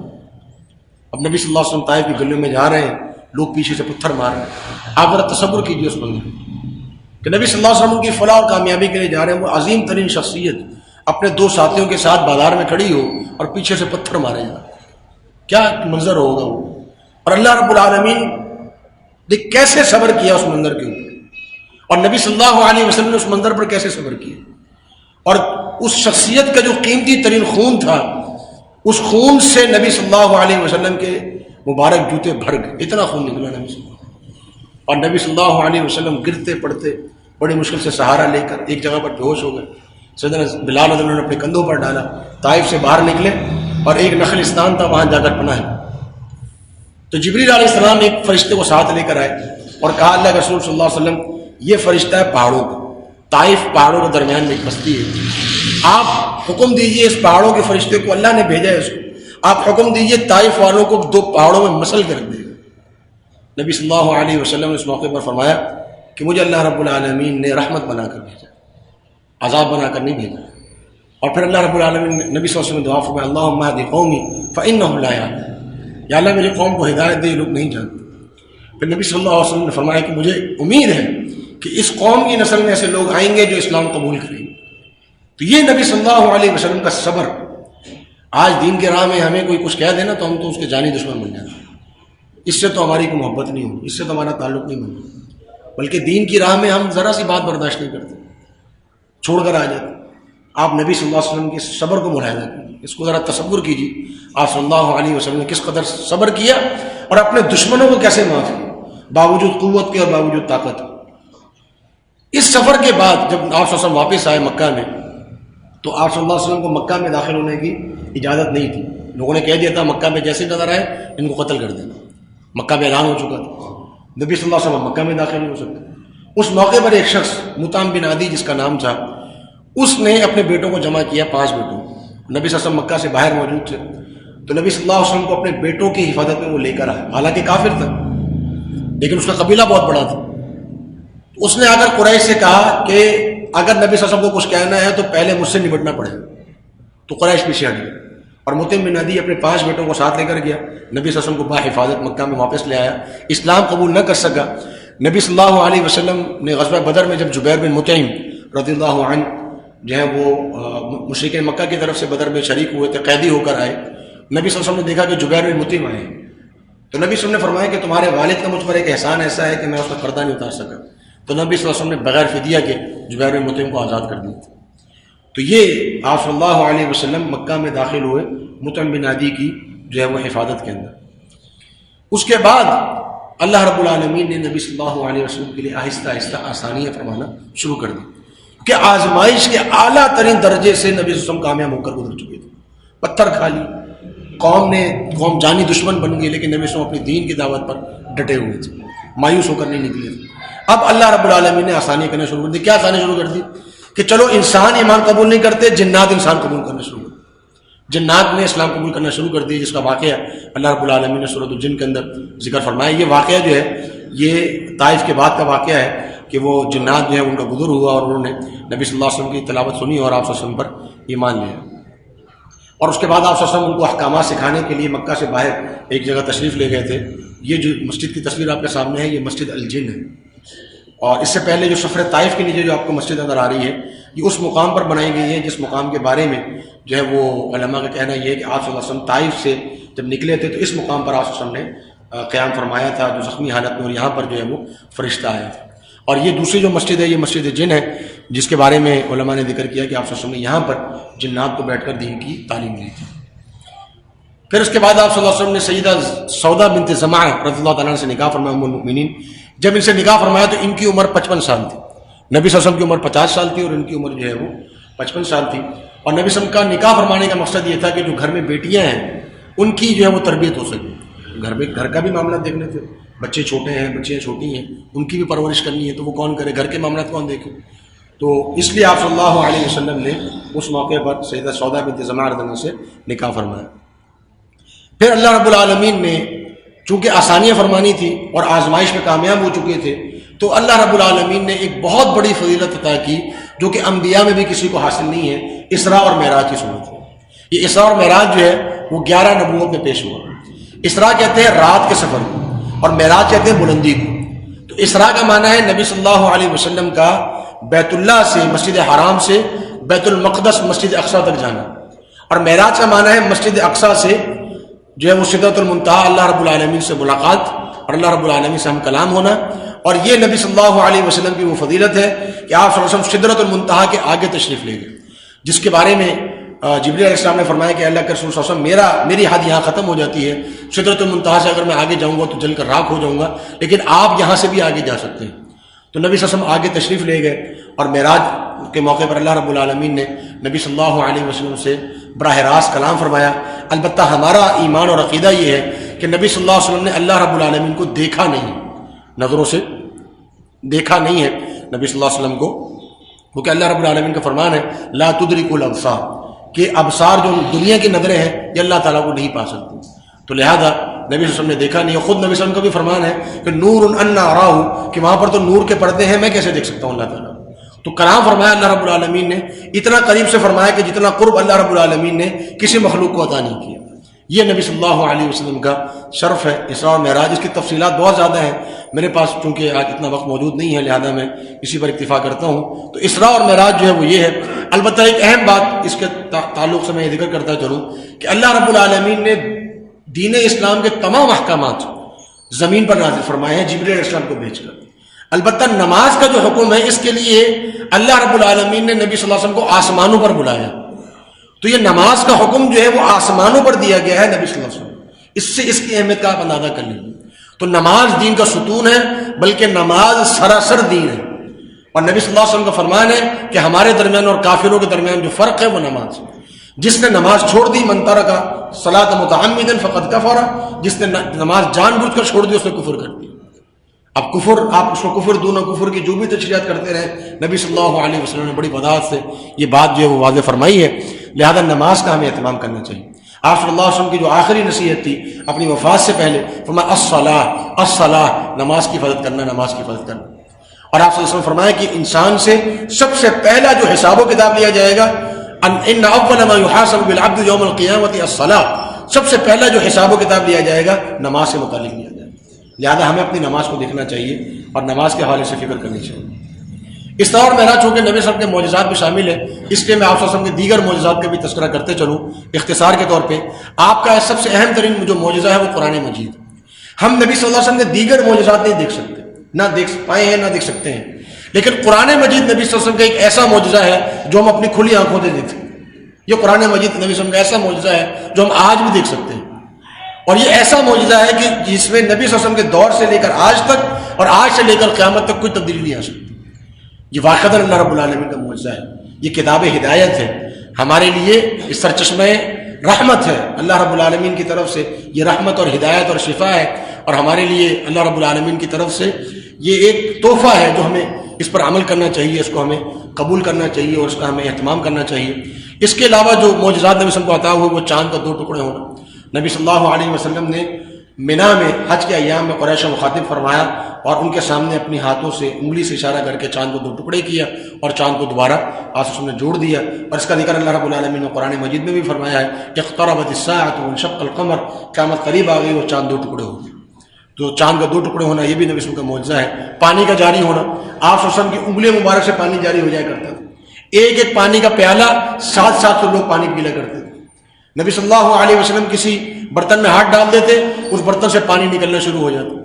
آپ صلی اللہ علیہ وسلم کسی کنویں میں لعاب ڈال دیتے، اس کنویں کا پانی اس کی منڈیر تک آ جاتا، اوپر ابلنا شروع ہو جاتا، اس کا پانی کڑوا ہوتا، میٹھا ہو جاتا۔ تو یہ نبی صلی اللہ علیہ وسلم کے پانی کے تعلق سے بہت سے معجزات۔ شیخ الاسلام ابن تیمیہ رحمہ اللہ نے فرمایا کہ نبی صلی اللہ علیہ وسلم کے جو معجزات کی تعداد ہے وہ 1000 سے زائد ہے، 1000 سے زائد۔ اتنے معجزے کسی نبی اور رسول کو عطا نہیں ہوئے، لیکن وہ معجزے اسی طرح کے پانی کا واقعہ مثال کے طور پہ 10 دفعہ پیش آیا، 20 دفعہ پیش آیا، اس طرح آپ صلی اللہ علیہ وسلم کے معجزات۔ کھانے میں برکت، 30 40 افراد کا کھانا، 3-4 افراد کا کھانا جو ہے وہ 70-80 افراد کو پورا پڑ جاتا ہے۔ ایسے کئی واقعات جو صحیح بخاری سے مسلم کے اندر بھی موجود ہیں۔ لعاب مبارک سے شفا ہو جاتا، کبھی صحابہ کے جو ہے وہ آنکھ پر لگا دیتے، کبھی جہاں پر سانپ نے ڈسا ہوتا وہاں لگا دیتے، اور جس جگہ لگا دیتے وہ بیماری دوبارہ اس جگہ نہیں آتی، بیماری دوبارہ اس جگہ نہ آتی۔ یہ بھی نبی صلی اللہ علیہ وسلم کا معجزہ ہے۔ کنکریوں کی تسبیح کرنا، اور صحابہ فرماتے ہیں، عبداللہ بن مسعود فرماتے ہیں کہ ہم نبی صلی اللہ علیہ وسلم کے ساتھ کھانا کھاتے تھے، کھانوں میں سے تسبیح کی آواز آتی تھی، سبحان اللہ سبحان اللہ سبحان اللہ۔ کنکریاں پڑی ہوئی ہیں، سبحان اللہ سبحان اللہ سبحان اللہ۔ کھانا پڑا ہوا سبحان اللہ سبحان اللہ، کیوں؟ نبی صلی اللہ علیہ وسلم کی وجہ سے۔ تو یہ بھی نبی صلی اللہ علیہ وسلم کا ایک معجزہ ہے۔ آپ صلی اللہ علیہ وسلم کے بہت سے معجزات ہیں جو کہ قرآن و حدیث کے اندر جن کا تذکرہ موجود ہے۔ پھر آپ صلی اللہ علیہ وسلم حج کے موقع پر مختلف قوموں کو دین اسلام کی دعوت دینا شروع کی، کیونکہ قریش سے مایوس ہو چکے تھے، تو حج کے موقع پر ساری قومیں آتی تھیں۔ باہر جا نہیں سکتے تھے، اگر جائیں گے تو دوبارہ قریش آنے نہیں دیں گے، ایک دفعہ تو داخل ہو چکے ہیں، دوبارہ پتہ نہیں کوئی حفاظت کرے نہ کرے۔ تو آپ صلی اللہ علیہ وسلم حج کے موقع پر دوسرے لوگوں کو دعوت دیا کرتے تھے۔ کئی واقعات موجود ہیں، بہت سے لوگوں کے پاس گئے، ایک قبیلہ تھا بنو عامر، ان کے پاس گئے نبی صلی اللہ علیہ وسلم، ان کو دعوت دی، کہا اسلام قبول کر لو، میں اللہ کا نبی ہوں۔ تو مذاق اڑاتے تھے لوگ۔ ایک شخص نے کہا کہ آپ جائیے، کیا ہمارے پاس آ گئے، ہمارا ٹائم خراب کر رہے ہیں، وقت خراب کر رہے ہیں، اٹھیے جائیے اپنے اونٹ پر بیٹھ کے جائیے۔ نبی صلی اللہ علیہ وسلم اپنے اونٹ پر بیٹھے، یعنی یہ حقارت بھرے الفاظ برداشت کرتے تھے۔ اٹھ گئے، خاموشی سے خیمے سے باہر نکلے، اپنے اونٹ پر بیٹھے۔ بدبختوں نے یہاں پر بس نہیں کی۔ ایک شخص آیا، زور سے اونٹنی کو جو ہے وہ اس نے 2 ہتھڑ مارا، اونٹنی ایک دم سے اچھلی، نبی صلی اللہ علیہ وسلم گرے اور آپ صلی اللہ علیہ وسلم کے دانت مبارک زخمی ہوئے۔ یہ طریقہ نبی صلی اللہ علیہ وسلم کے ساتھ۔ جب یہ قبیلہ واپس گیا، یہ سیرت ابن ہشام میں یہ واقعہ موجود ہے، جب یہ قبیلہ واپس گیا، انہوں نے اپنے قبیلے کے بزرگ سے یہ واقعہ ذکر کیا، تو اس بزرگ نے اپنا سر پیٹ لیا۔ اس نے کہا اس بندے کو تلاش کرو، کیونکہ بنو ہاشم کا کوئی شخص جھوٹ نہیں بول سکتا۔ اگر اس نے کہا ہے کہ وہ اللہ کا رسول ہے تو اللہ کا رسول ہوگا۔ تم نے غلطی کی ہے، تمہیں اس کی بات پر ایمان لے آنا چاہیے تھا۔ لیکن بہر اللہ رب العالمین نے یہ فضیلت مدینہ کے لوگوں کے لیے رکھی ہوئی تھی۔ اوس و خزرج کے چند نوجوان جو کہ 12 سنہ نبوت میں حج کے لیے آئے ہوئے تھے، نبی صلی اللہ علیہ وسلم نے ان کے سامنے دعوت اسلام رکھی، انہوں نے فوراً ایک دوسرے کی طرف دیکھنا شروع کر دیے۔ 5-6 افراد تھے، نوجوان تھے۔ انہوں نے کہا کہ یہ تو وہی نبی لگتے ہیں کہ جن کے بارے میں یہودی ہمیں بتایا کرتے تھے کہ ایک نبی آنے والا ہے، اور جب وہ نبی آئے گا اور ہم اس کی دعوت کو قبول کر لیں گے تو ہم تو دنیا کے بادشاہ بن جائیں گے، عرب و عجم کے بادشاہ بن جائیں گے، تم سب لوگ ہمارے غلام ہوں۔ یہ تو وہی نبی لگتا ہے۔ تو لہذا فوراً سے اسلام قبول کر لیا کہ کہیں یہودی ہم سے سبقت نہ لیں۔ تو یہ سب سے پہلے اس موقع پر یہ 12 صحابہ موجود تھے جنہوں نے نبی صلی اللہ علیہ وسلم کی دعوت پر لبیک کہا۔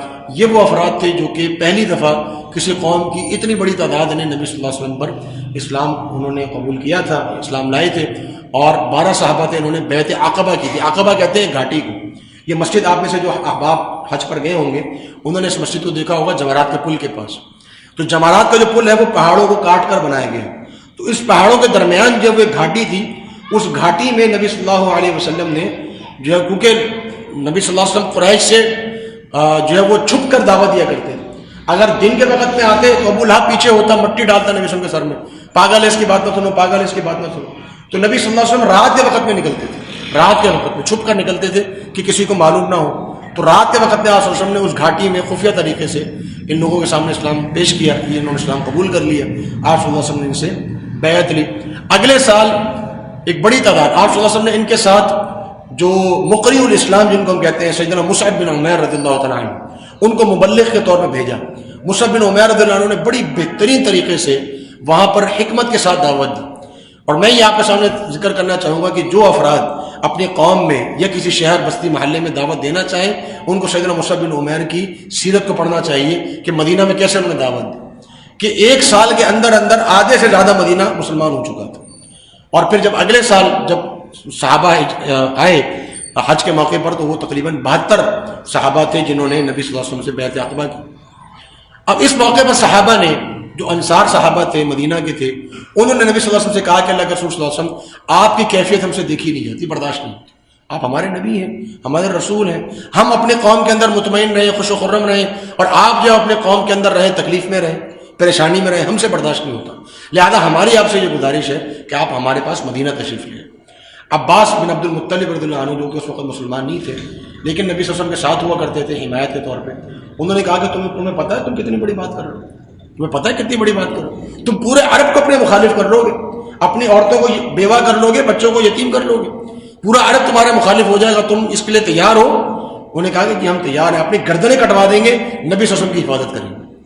تو جب انہوں نے اتنا یقین دلایا نبی صلی اللہ علیہ وسلم کو تو آپ صلی اللہ علیہ وسلم نے صحابہ کرام کو ہجرت مدینہ کا حکم دیا، اور پھر 12 سنہ نبوت کے حج کے بعد جو ہے وہ ہجرت کا آغاز ہوا۔ حج ہوتا ہے ذوالحجہ کے مہینے میں، اور ذوالحجہ کے بعد پھر اگلا سال شروع ہوا تھا محرم سے۔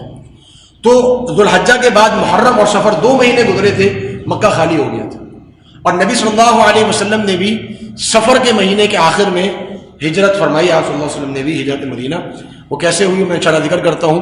تو دار الندوہ میں آپ صلی اللہ علیہ وسلم، دار الندوہ ایک پارلیمنٹ ہاؤس تھا وہاں کا، مکہ کا، وہاں پہ لوگ جمع ہوتے تھے، آپس میں مشورے کرتے تھے۔ تو وہاں پر یہ لوگ جمع ہوئے آپس میں، اور انہوں نے کہا کہ جی اب لگتا یہ ہے کہ نبی صلی اللہ علیہ وسلم کی دعوت چونکہ باہر جانا شروع ہو گئی ہے اور صحابہ بھی چونکہ مدینہ جانا شروع ہو گئے ہیں، اگر نبی صلی اللہ علیہ وسلم مدینہ چلے گئے تو پھر ہماری بت پرستی کی جو دکانداری ہے وہ بری طرح متاثر ہو جائے گی، لہذا کچھ کرنا چاہیے۔ تو اس موقع پر ابو جہل نے یہ مشورہ دیا کہ ہم ہر قبیلے میں سے ایک ایک نوجوان کا انتخاب کرتے ہیں، نبی صلی اللہ علیہ وسلم رات کے وقت میں رات کے وقت میں جب آئیں گے، تہجد کے لیے جب نکلیں گے، ہمارا ہر نوجوان اپنی تلوار چلائے گا اور اسی وقت ہم معاذ اللہ نبی صلی اللہ علیہ وسلم کو شہید کر دیں گے، ہم نبی صلی اللہ علیہ وسلم کو شہید کر دیں گے، اور بنو ہاشم کس کس سے انتقام لیتے رہیں گے؟ اب 12 نوجوان ہوں گے، 12 قبیلے سے تو بنو ہاشم نہیں لڑ سکتے، لہذا وہ خاموش ہو جائیں گے۔ تو یہ اس وقت جب یہ اجلاس ہو رہا تھا، اس وقت شیطان بھی ایک بزرگ کی صورت میں موجود تھا، شیطان بھی، یہ حدیث میں موجود ہے واقعہ، شیطان بھی بزرگ کی صورت میں موجود تھا۔ اس نے کہا کہ یہ تجویز بہترین ہے، اس پر عمل کرو۔ اللہ رب العالمین نے نبی صلی اللہ علیہ وسلم کو ان کے اس جو خفیہ منصوبے سے آگاہ کر دیا۔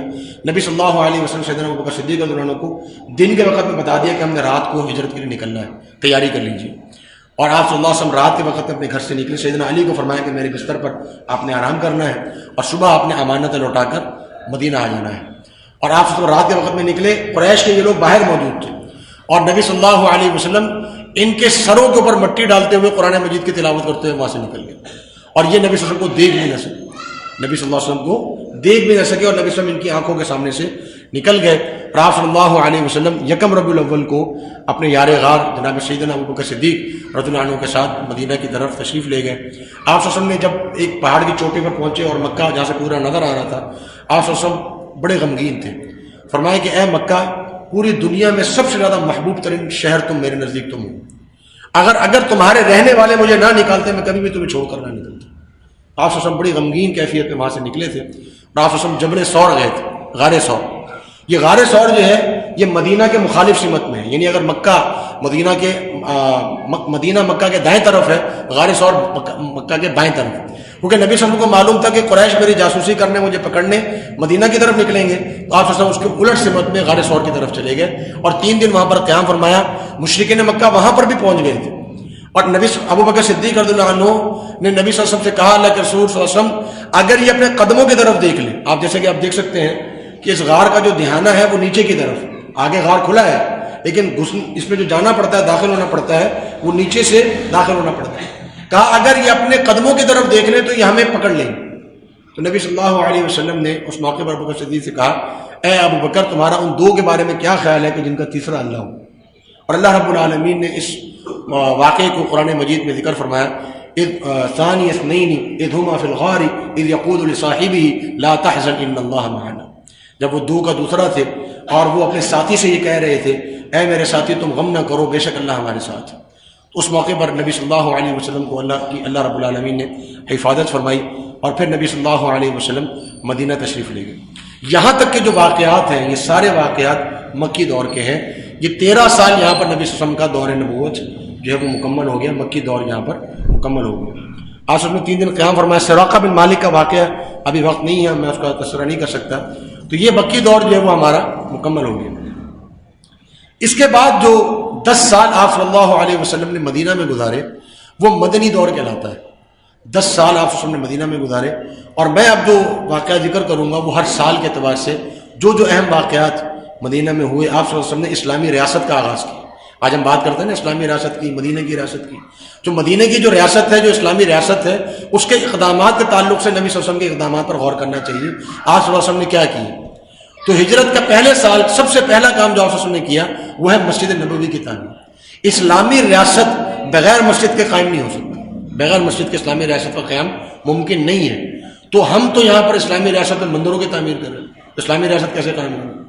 تو اسلامی ریاست میں سب سے پہلا کام جو آپ صلی اللہ علیہ وسلم نے فرمایا وہ ہے مسجد نبوی کی تعمیر، اور اسی طرح آپ صلی اللہ علیہ وسلم نے مسجد قباء کی تعمیر فرمائی پہلے سال میں۔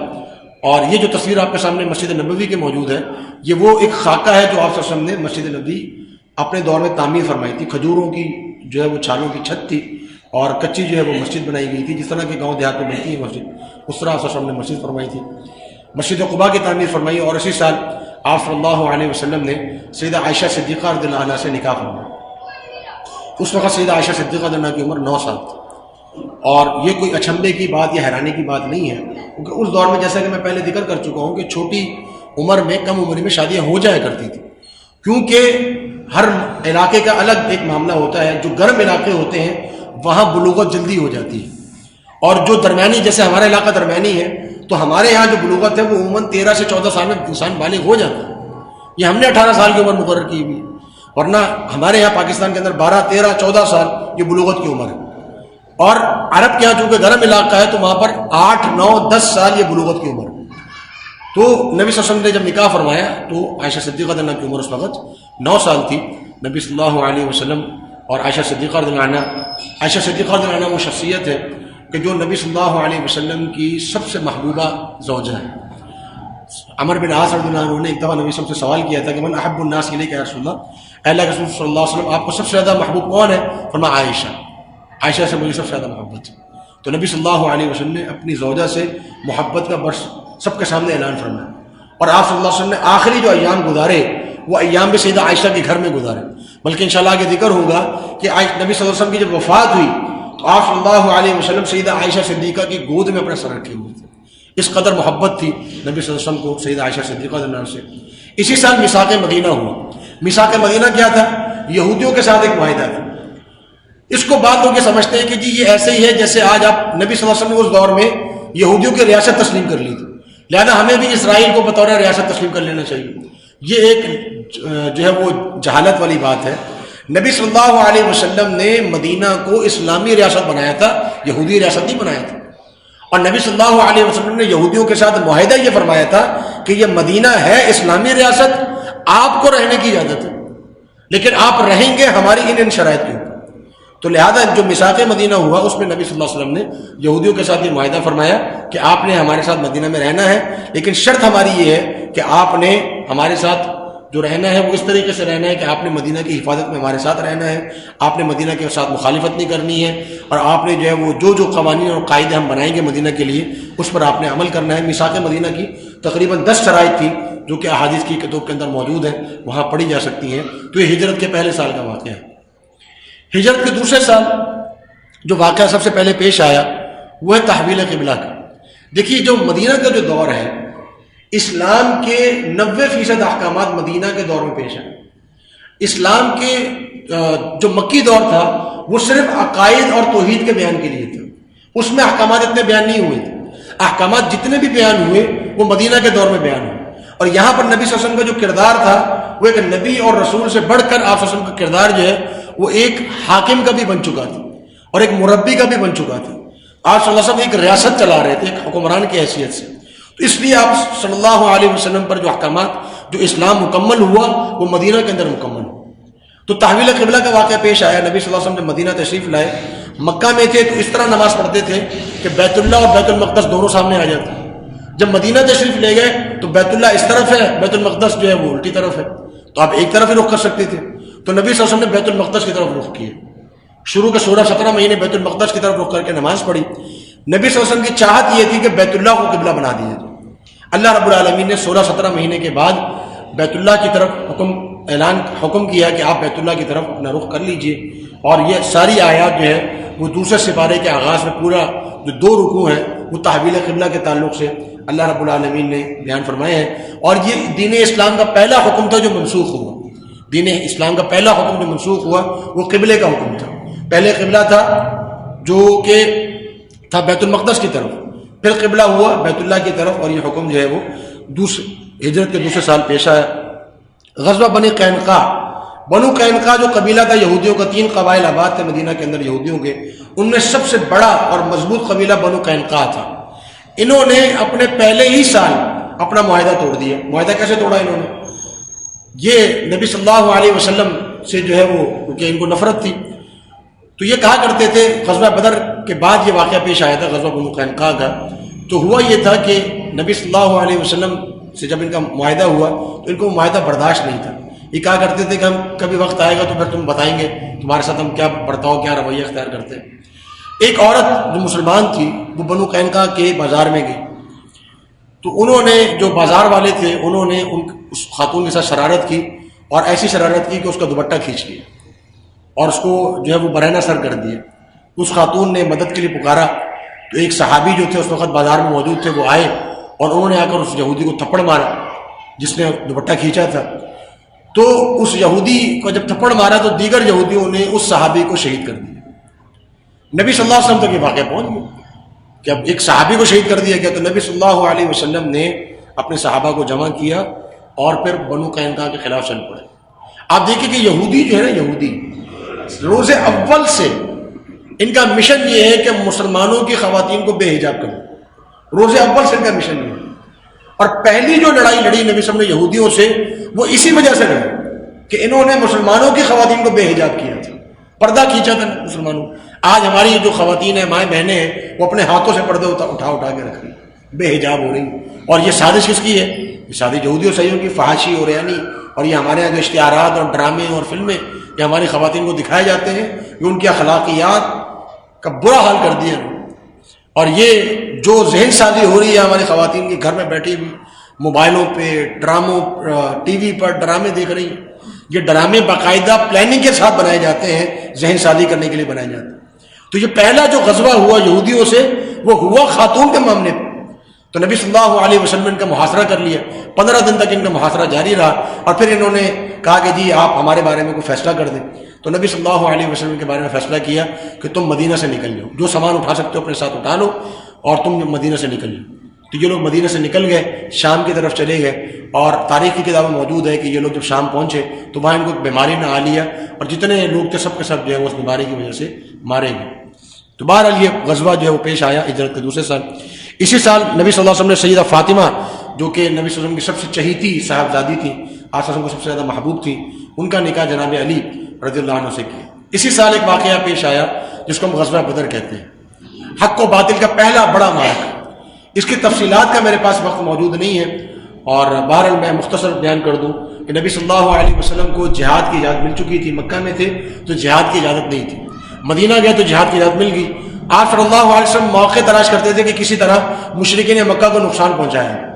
تو ایک قافلہ ان کا تجارت کا شام سے چلا آ رہا تھا، آپ صلی اللہ علیہ وسلم نے ارادہ کیا کہ اس قافلے کو ہاتھ کیا جائے۔ نبی صلی اللہ علیہ وسلم مدینہ سے نکلے تو اس وقت ذہن میں یہی تھا کہ لڑائی نہیں کرنی، صرف قافلے کو جو ہے وہ پکڑنا ہے، اور قافلے میں جو ہے وہ لشکر تو نہیں ہوتا۔ تو اس لیے مدینہ سے 310 صحابہ جو ہے وہ مدینہ سے نکلے۔ ہمارے یہاں بعض لوگ کہتے ہیں کہ جی اس وقت لوگ ڈر گئے، صحابہ ڈر گئے اور جہاد پہ نہیں نکلے۔ یہ بات ہمارے جو ہے وہ میڈیا میں آئی یہ باتیں، اور حقیقت یہ کہ یہ بات وہ شخص کر سکتا ہے جس کو نبی صلی اللہ علیہ وسلم کی سیرت کا علم نہیں ہے، ورنہ اس وقت صحابہ اس لیے نہیں نکلے تھے کیونکہ ان کو پتہ ہی نہیں تھا کہ مارکا پیش آنا، غزوہ ہونا۔ وہ تو یہ سمجھے تھے کہ بس گئے ہیں ایک قافلے کو جو ہے وہ روکنا ہے جا کر۔ تو اس طرح آپ صلی اللہ علیہ وسلم نکلے، لیکن قافلہ بچ گیا، مشرکین مکہ کو علم ہو گیا کہ ہمارا قافلہ لٹ رہا ہے، تو وہ لڑائی کے لیے نکل آئے۔ تو 1000 کی تعداد میں وہ نکلے، اور غزوہ بدر کے مقام پر یہ غزوہ پیش آیا۔ یہ آپ کے سامنے جو تصویر ہے یہ میدان بدر کی ہے۔ تو اس کی تفصیلات بڑی ہی قابل غور، بڑی بہترین اس کی تفصیلات ہیں۔ غزوہ بدر کو اگر میں جو پڑھنے کے بعد میں سمجھتا ہوں کہ اگر میں چند مختصر جملوں میں آپ کے سامنے غزوہ بدر کی کا خلاصہ نکالوں تو وہ یہ ہے کہ اللہ رب العالمین بغیر اسباب کے بھی جب چاہتا ہے مسلمانوں کو فتح عطا کر دیتا ہے۔ کوئی اسباب نہیں تھے مسلمانوں کے پاس، کوئی ان کے پاس اسلحہ نہیں تھا، 1000 کی تعداد ان کے سامنے تھی، لیکن اللہ رب العالمین نے فرشتے بھیج کر مدد فرمائی، بارش بھیج کر مدد فرمائی، مٹی پھینکی نبی صلی اللہ علیہ وسلم نے، قریش مشرکین کے آنکھوں میں مٹی چلی گئی، حالانکہ ایک مٹھی جو ہے وہ مٹی آپ نے پھینکی تھی، 2000 آنکھوں میں وہ مٹی چلی گئی۔ تو یہ آپ صلی اللہ علیہ وسلم کو اس موقع پر اللہ رب العالمین کی طرف سے مدد حاصل ہوئی غزوہ بدر کے موقع پر۔ تو غزوہ بدر میں 313 صحابہ تھے، 1000 کے مقابلے میں تھے، 14 صحابہ اس غزوے میں شہید ہوئے، اور 70 کفار جو ہے وہ مارے گئے، 70 بڑے بڑے کفار جن میں ابو جہل، عتبہ، شیبہ، ربیعہ، بڑے بڑے ان کے سردار تھے، وہ مارے گئے، اور یہ اس وجہ سے ان کی کمر ٹوٹ گئی مشرکین مکہ کی، اور ان کے جو بڑے بڑے نامی گرامی پہلوان تھے وہ اس جو غزوے میں ڈھیر ہو گئے۔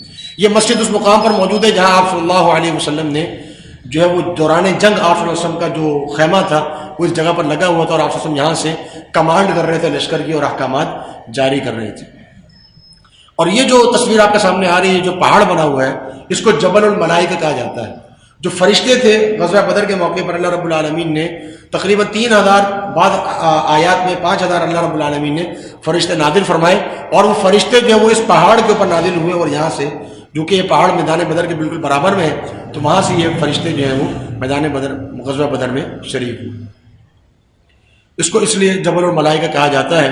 تو یہ جو واقعہ ہے یہ حق و باطل کا غزوہ بدر، یہ پہلا مارکہ ہے جس میں اللہ رب العالمین نے نبی صلی اللہ علیہ وسلم کو فتح نصیب فرمائی. اس کے بڑے تفصیلی واقعات ہیں جن کے لیے وقت میسر نہیں ہے.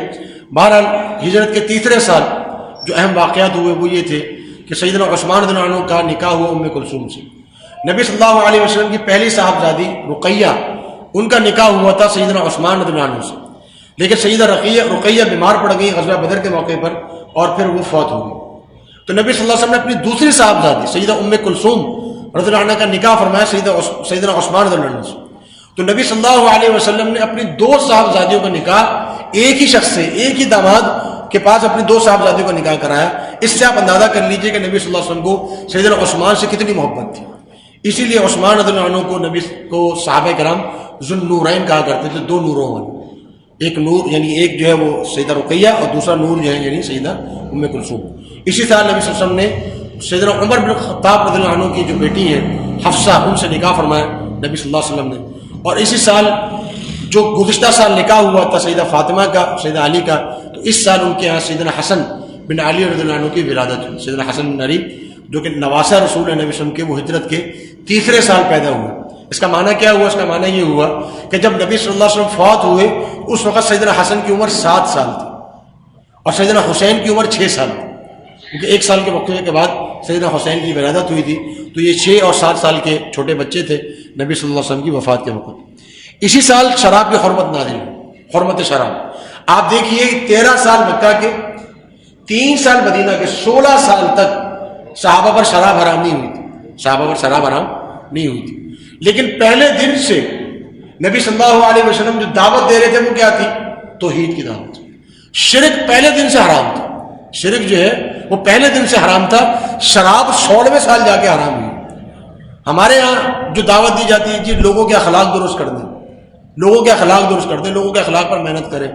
نہیں، سب سے پہلی محنت جو ہے وہ توحید پر ہونی چاہیے. توحید کو معاشرے میں عام کر دیں. اگر آپ نے معاشرے میں توحید کو عام کر دیا، باقی برائیاں خود بخود ختم ہو جائیں. آپ لوگوں کو نماز کی دعوت دیتے رہیں، آپ اخلاقیات کی دعوت دیتے رہیں، آپ دنیا جہاں کی دعوت دیتے رہیں، اگر آپ نے توحید درست نہیں کرائی وہ انسان کامیاب نہیں. تو 16ویں سال جا کر حرمت شراب جو ہے وہ نازل ہوئی. اسی سال جو واقعہ پیش آیا وہ تھا غزوہ احد کا واقعہ. یہ آپ کے سامنے جو تصویر ہے یہ جبل احد کی تصویر ہے. اور احد کا جو پہاڑ ہے، احد کا معنی ہے اکیلا.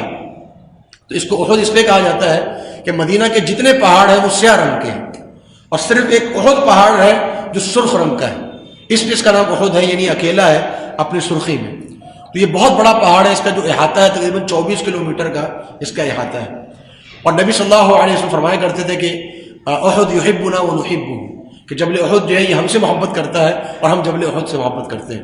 تو نبی صلی اللہ علیہ وسلم کو جبل احد سے بڑی محبت تھی. تو اسی کے دامن میں یہ غزوہ پیش آیا، غزوہ احد جس کو ہم کہتے ہیں. اگلے سال چونکہ مشرکین مکہ نے یہ وعدہ کیا ہوا تھا کہ اگلے سال بدلہ لینے آئیں گے، تو وہ بدلہ لینے آئے احد کے مقام پر. تو نبی صلی اللہ علیہ وسلم نے صحابہ سے مشورہ کیا کہ کیا کرنا چاہیے. تو صحابہ نے کہا کہ نبی صلی اللہ علیہ وسلم نے فرمایا کہ میرا مشورہ یہ ہے کہ ہم مدینہ میں ٹھہرتے ہیں، ان لوگوں کو مدینہ آنے دیں، مدینہ کے اندر ان سے مقابلہ کریں گے اور ان کو ہم شکست دے دیں گے.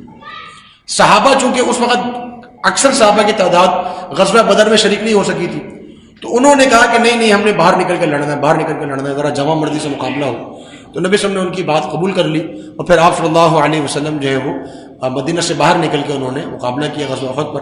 یہ جو دوسرا پہاڑ ہے جو آپ کے سامنے جو چھوٹا پہاڑ ہے یہ جبل الرمات کہلاتا ہے، تیر اندازوں کا پہاڑ. نبی صلی اللہ علیہ وسلم نے اس مقام پر جو ہے وہ تیر اندازوں کو جو 50 تیر انداز تھے ان کو کھڑا کیا تھا.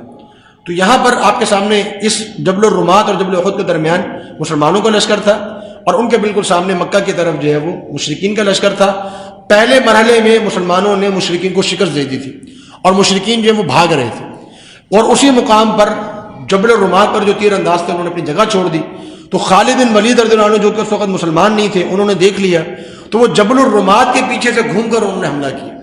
ہمارے یہاں یہ بتایا جاتا ہے، یہ سمجھا جاتا ہے کہ خالد بن ولید نے جبل احد کے پیچھے سے گھوم کر حملہ کیا. یہ بات ممکن نہیں ہے کیونکہ 24 کلومیٹر کا احاطہ یہ ناممکن ہے. تو انہوں نے جبل الرمات کے پیچھے سے گھوم کر انہوں نے حملہ کیا مسلمانوں کے عین درمیان میں، اور اس موقع پر نبی صلی اللہ علیہ وسلم کے دندان مبارک بھی شہید ہوئے. آپ صلی اللہ علیہ وسلم بہت زیادہ زخمی بھی ہوئے اور صحابہ کرام کی بڑی تعداد جو ہے وہ شہید ہو گئی، 70 صحابہ شہید ہو گئے تھے. لیکن بہرحال مقابلہ جو ہے وہ برابر کا رہا. 700 صحابہ کا مقابلہ تھا 3000 کفار سے. 70 صحابہ شہید ہوئے اور 22 کفار مارے گئے. تو ایک لحاظ سے مقابلہ جو ہے وہ ہاتھ لگا مشرکین مکہ کے. تو یہ واقعہ جو پیش آیا غزوہ احد کا، یہ ہجرت کے تیسرے سال پیش آیا. شکست کیوں ہوئی اور یہ واقعہ کیوں ہوا، یہ مسلمانوں کو نقصان کیوں اٹھانا پڑا، اس کا تفصیل اللہ رب العالمین نے سورہ آل عمران میں ذکر فرمائی ہے، وہ پڑھنے کے لائق ہے. فرمایا کہ تمہیں ہوا اس لیے کیونکہ تم نے نبی صلی اللہ علیہ وسلم کی نافرمانی کر دی تھی. جب نبی صلی اللہ علیہ وسلم کی نافرمانی ہو جائے تو نبی صلی اللہ علیہ وسلم موجود بھی ہو تب بھی اللہ کی مدد نہیں آتی. اگر اللہ کے نبی کی نافرمانی ہو، اللہ کے نبی خود بھی موجود ہو، اللہ کی مدد نہیں آتی. تو جب اللہ کے نبی کی نافرمانی ہو اور اللہ کے نبی بھی موجود نہ ہو تو اللہ کی مدد کیسے آئے گی؟ آج ہمارے یہاں جو اللہ نبی صلی اللہ علیہ وسلم کی سنتوں کو چھوڑ دیا جاتا ہے، احادیث کو چھوڑ دیا جاتا ہے، نبی صلی اللہ علیہ وسلم کی کھلی نافرمانی کی جاتی ہے، اور ہم یہ چاہیں کہ امت مسلمہ عروج پر پہنچ جائے، یہ ناممکن. امت مسلمہ کے زوال کا بڑا سبب نبی صلی اللہ علیہ وسلم کی نافرمانی ہے. تو یہ نافرمانی کی وجہ سے غزوہ احد میں بھی صحابہ کرام کو نقصان اٹھانا پڑا. یہاں میں یہ وضاحت کر دوں کہ مجھے یہ بتایا گیا کہ ویسے اذان جو ہے وہ 7:30 بجے ہوتی ہے اور نماز 7:45 ہوتی ہے. مجھے یہ کہا گیا ہے کہ میں 7:45 تک جب وہ اپنا یہ جو سیرت کا میرا سلسلہ ہے کہ میں مکمل کر لوں. انشاءاللہ میں یہ سلسلہ مختصر جو ہے وہ بیان کر کے، کیونکہ ابھی ویسے تو واقعات کافی موجود ہیں لیکن مختصر انداز میں انشاءاللہ کوشش کرتے ہیں کہ اس کو ہم مکمل کر لیں.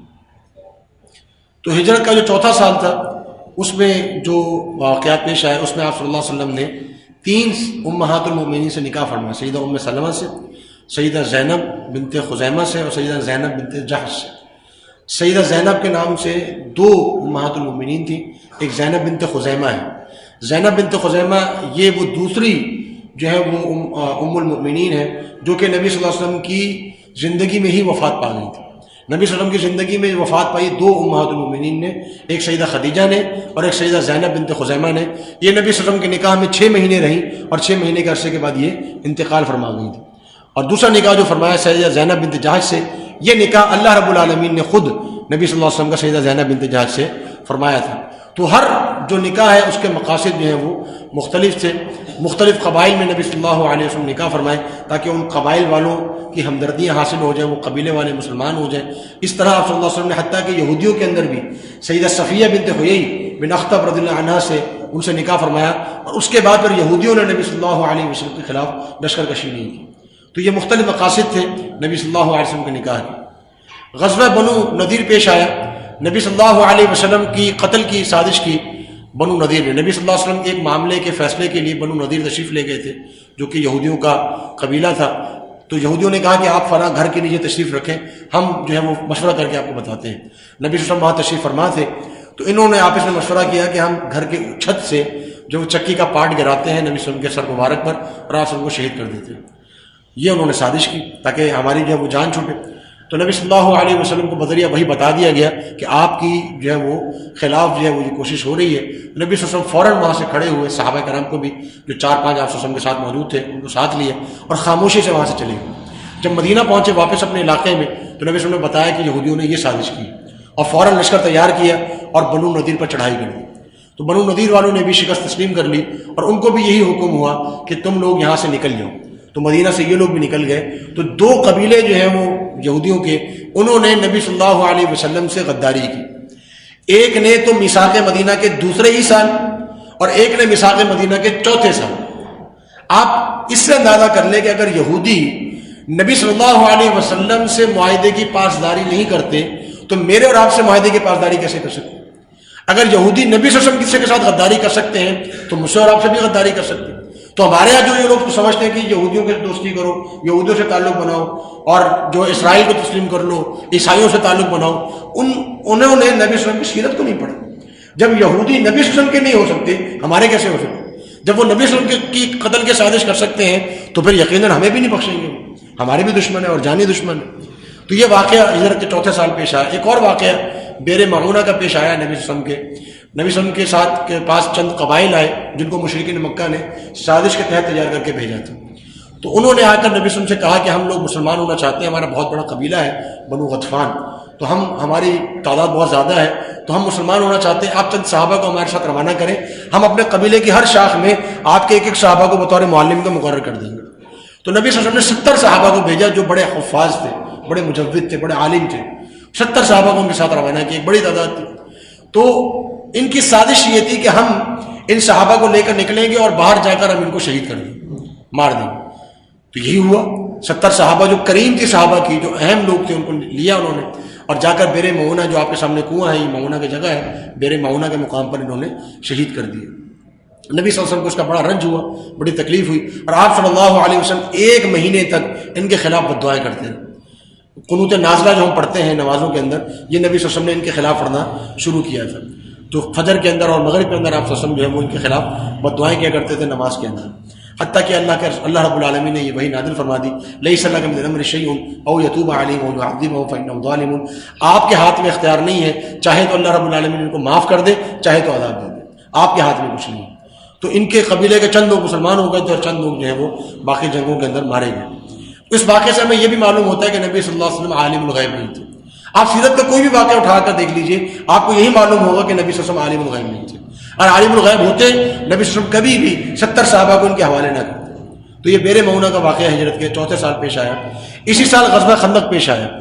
یہ جو مسجد آپ کے سامنے موجود ہے، یہ وہ مقام ہے کہ جہاں پر نبی صلی اللہ علیہ وسلم اور دیگر 7 صحابہ کرام یہاں پر موجود تھے، اور جو کہ یہاں پر چوکیداری کی آپ کی ذمہ داری تھی، نبی صلی اللہ علیہ وسلم خود بھی چوکیداری کیا کرتے تھے۔ تو غزوہ خندق پیش آیا، ایک بہت بڑی تعداد میں مشرکین مکہ، یہودی اور پورا عرب مل کر مدینہ کے خلاف چڑھائی کے لیے تیار ہو گیا۔ 10,000 کی تعداد میں وہ مدینہ کے اوپر چڑھائی کے لیے تیار ہوا۔ 10,000 کی تعداد میں مدینہ میں لوگ آباد نہیں تھے۔ تو اب نبی صلی اللہ علیہ وسلم نے مشاورت کی کہ کیا کیا جائے۔ تو سلمان فارسی رضی اللہ عنہ نے یہ مشورہ دیا کہ ہم خندق کھودتے ہیں فارس کے اندر دشمن سے بچاؤ کے لیے، آپ بھی یہاں پر یہی جب وہ طریقہ آزمائیے، آپ بھی یہاں پر خندق کھودیے۔ تو تقریباً خندق کھودی گئی، جس کا جو فاصلہ بنتا ہے وہ تقریباً کوئی 7.5 کلومیٹر کا فاصلہ بنتا ہے۔ تو 7.5 کلومیٹر کی یہ خندق کھودی گئی مدینہ کے اس علاقے میں جہاں سے ان کے آنے کی جو ہے وہ خطرات زیادہ تھے کہ وہاں سے یہ لشکر جو ہے مدینہ پر حملہ آور ہوگا۔ تو اس وقت بڑا ہی جو ہے وہ یعنی مدینہ میں تنگدستی کا صورتحال تھی۔ نبی صلی اللہ علیہ وسلم نے بھوک کے مارے اپنے پیٹ پر پتھر باندھے ہوئے تھے، صحابہ کرام نے بھوک کے مارے اپنے پیٹ پر پتھر باندھے ہوئے تھے، اور بڑے ہی واقعات پیش آئے۔ سیدنا جابر رضی اللہ عنہ کے واقعہ جو ہے وہ موجود ہے سنن نسائی سے بخاری وغیرہ میں، فرماتے ہیں کہ میری بیوی نے مجھ سے کہا کہ میں نے 4 افراد کے لیے 5 افراد کے لیے کھانا بنایا ہے، چپکے سے جاؤ اور نبی صلی اللہ علیہ وسلم کو خاموشی سے لے آؤ، کھانا کھلاؤ، کیونکہ نبی صلی اللہ علیہ وسلم نے کھانا نہیں کھایا۔ جابر فرماتے ہیں کہ میں نبی صلی اللہ علیہ وسلم کے پاس گیا، میں نے کہا اللہ کے رسول صلی اللہ علیہ وسلم میری بیوی نے کھانا تیار کیا آپ کے لیے، تو آپ تشریف لے آئیے۔ تو نبی صلی اللہ علیہ وسلم کے ہاتھ میں فرماتے ہیں کہ وہ بیلچہ تھا، اس نے وہیں پھینکا اور اعلان کر دی، اور لوگوں تمہارے لیے جابر نے کھانا تیار کیا ہے۔ تو جابر نے کہا مارے گئے، افراد وہاں پر 70-80 تھے، کھانا گھر پہ 4-5 افراد کا ہے۔ بہرحال خاموشی سے چل پڑے۔ اب صحابہ بھی آ گئے، جب بیوی نے دیکھا اتنی بڑی تعداد آ گئی تو مجھے سنانے لگی، تمہیں کہا تھا 4-5 کو لانا، 70-80 کو لے آئے۔ کہا کہ جی نبی صلی اللہ علیہ وسلم نے کیا، میں کیا کر سکتا ہوں۔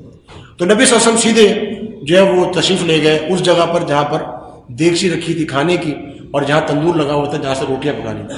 آپ صلی اللہ علیہ وسلم نے آٹے کے اوپر فرمایا کہ آٹے پر کپڑا رہنے دو، کپڑا نہیں اٹھانا، اور دیگچی اپنے سامنے رکھی، اور فرمایا برتن لاؤ، اور نبی صلی اللہ علیہ وسلم دیگچی میں سے سالن نکال کر رکھتے دیتے گئے، اور روٹیاں پکتی گئی تندور سے۔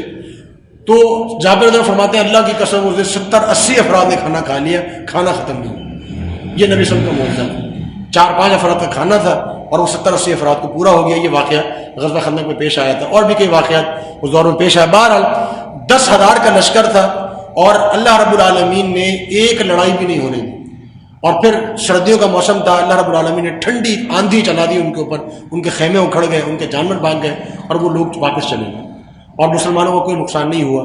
نبی صلی اللہ علیہ وسلم نے فرمایا کہ اب جو ہے جو یہ لوگ پیٹ پھیر کر بھاگے ہیں، اب یہ دوبارہ مدینہ پر حملہ آور نہیں ہوں گے، اب ہم ان پر حملہ آور ہوں گے، اب ان کا دور ختم ہو گیا، اب ہمارا دور شروع ہو گیا۔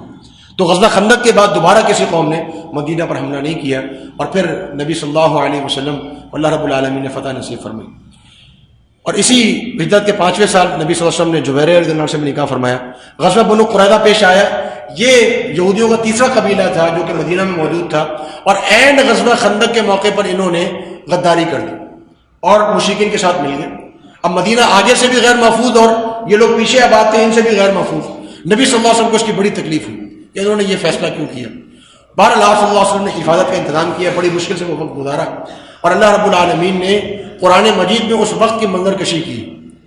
فرمایا کہ اللہ رب العالمین اس موقع پر فرمایا کہ وَزُلْزِلُوا زِلْزَالًا شَدِيدًا، کہ مسلمانوں کو جھنجھوڑ دیا گیا تھا، اور بلغت القلوب الحناجر، اور جو دل تھے وہ حلق میں آ گئے تھے لوگوں کے.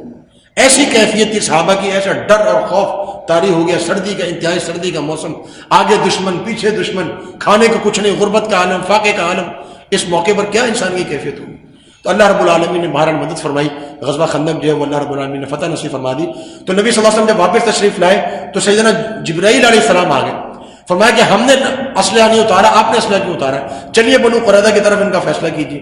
نبی صلی اللہ علیہ وسلم فوراً تشریف لے گئے. صحابہ کرام کو فرمایا عصر کی نماز بنو قریظہ میں پڑھنا.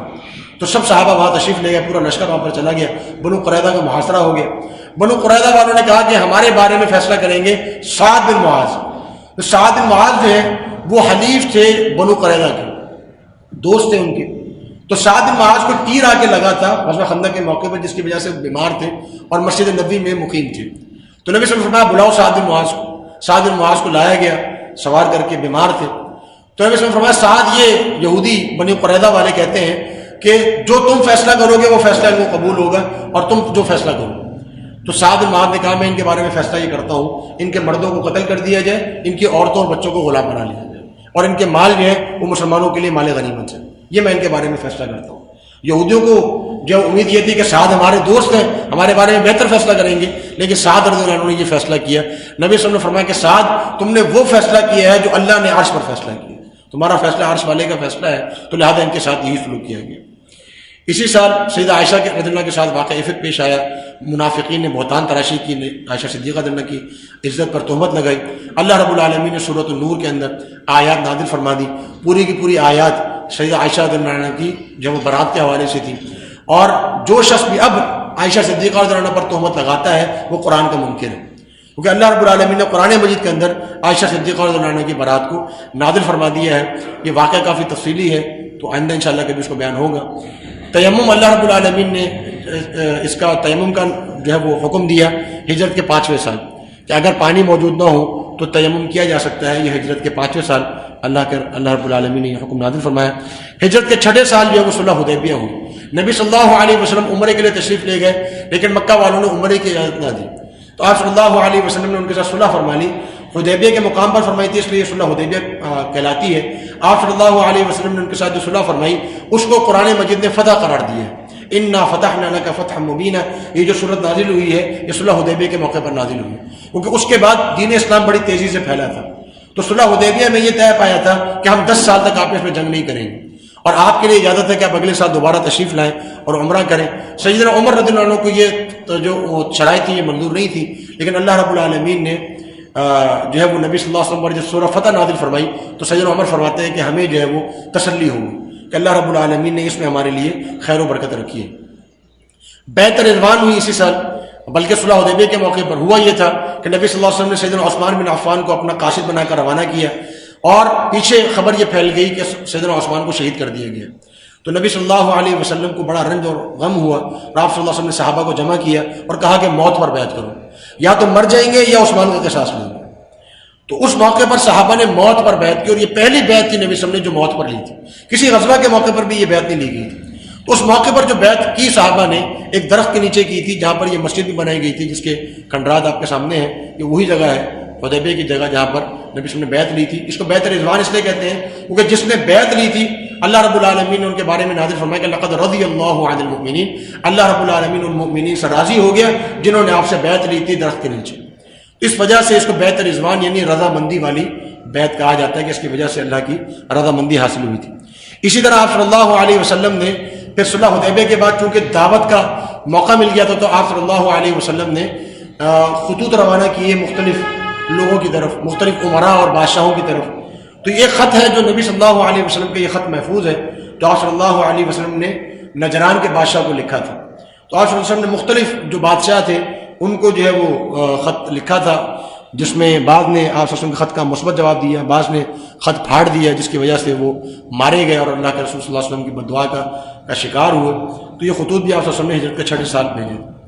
غزوہ خیبر ہوا ہجرت کے 6 سال. خیبر بیس کیمپ بن گیا تھا یہودیوں کا حجاز کے اندر، جہاں سے یہودی شرارتیں اور سازشیں کیا کرتے تھے. تو تو نبی صلی اللہ علیہ وسلم نے مناسب سمجھا کہ اب مشرکین مکہ سے تو نبٹ لیا ہے، اب یہودیوں سے بھی ذرا دو ہاتھ کر لیے جائیں، تو خیبر پر آپ صلی اللہ علیہ وسلم نے حملہ کر دیا۔ یہ تصویر آپ کے سامنے جو ہے یہ خیبر کی تصویر ہے۔ تو اللہ رب العالمین نے نبی صلی اللہ علیہ وسلم کو اس موقع پر، خیبر کے موقع پر جو فتح نصیب فرمائی، اور 1400 صحابہ اس وقت موجود تھے، جن میں سے 16 صحابہ اس موقع پر شہید ہوئے، 93 یہودی مارے گئے، خیبر فتح ہو گیا۔ اور خیبر سے اتنا مال غنیمت اللہ رب العالمین نے عطا کیا کہ صحابہ فرماتے ہیں کہ ہم خیبر سے پہلے ہم نے کبھی پیٹ بھر کر روٹی نہیں کھائی تھی، لیکن خیبر کے بعد اللہ رب العالمین نے ہمیں اتنا دیا کہ ہمارے لیے کافی ہو گیا۔ تو خیبر سے اللہ رب العالمین نے بہت سا مال غنیمت عطا کیا، اور یہ خیبر کی جنگ یہودی نہیں بھولتے۔ آج بھی اگر آپ یہودیوں کے احتجاج دیکھیں گے مسلمانوں کے خلاف اسرائیل کے اندر، وہاں انہوں نے بینر اٹھائے ہوئے ہیں کہ ہم جو ہے وہ خیبر نہیں بھولے، ہم خیبر نہیں بھولے۔ تو ان کو اپنی تاریخ یاد ہے، ان کے بچوں کو، ہمیں تاریخ یاد نہیں ہے، ہمارے بچوں کو تاریخ کا علم نہیں ہے۔ تو ہجرت کے 7ویں سال نبی صلی اللہ علیہ وسلم نے یہ شادیاں فرمائی، ام حبیبہ، رملہ بنت ابی سفیان، صفیہ بنت حیی، میمونہ رضی اللہ تعالیٰ عنہ، میمونہ بنت حارث رضی اللہ عنہ، ان سے نبی صلی اللہ علیہ وسلم نے نکاح فرمائے۔ یہ سارے نکاح آپ صلی اللہ علیہ وسلم نے ہجرت کے 7ویں سال، یعنی آپ دیکھیے کہ نبی صلی اللہ علیہ وسلم اس وقت آپ صلی اللہ علیہ وسلم کی عمر 60 سال تھی۔ تو یہ نکاح جو فرمائے گئے یہ کوئی جوانی کی عمر میں نہیں کیے، بلکہ آپ صلی اللہ علیہ وسلم نے مقاصد کے تحت کیے تھے۔ مختلف قبائل کے اندر آپ صلی اللہ علیہ وسلم نے نکاح فرمائے تھے، کیونکہ عرب میں یہ روایت ہے کہ جس کو اپنا داماد بنا لیتے تھے اس کے خلاف پھر جو ہے وہ سازش نہیں کرتے تھے، اس کے خلاف جنگ نہیں کرتے تھے۔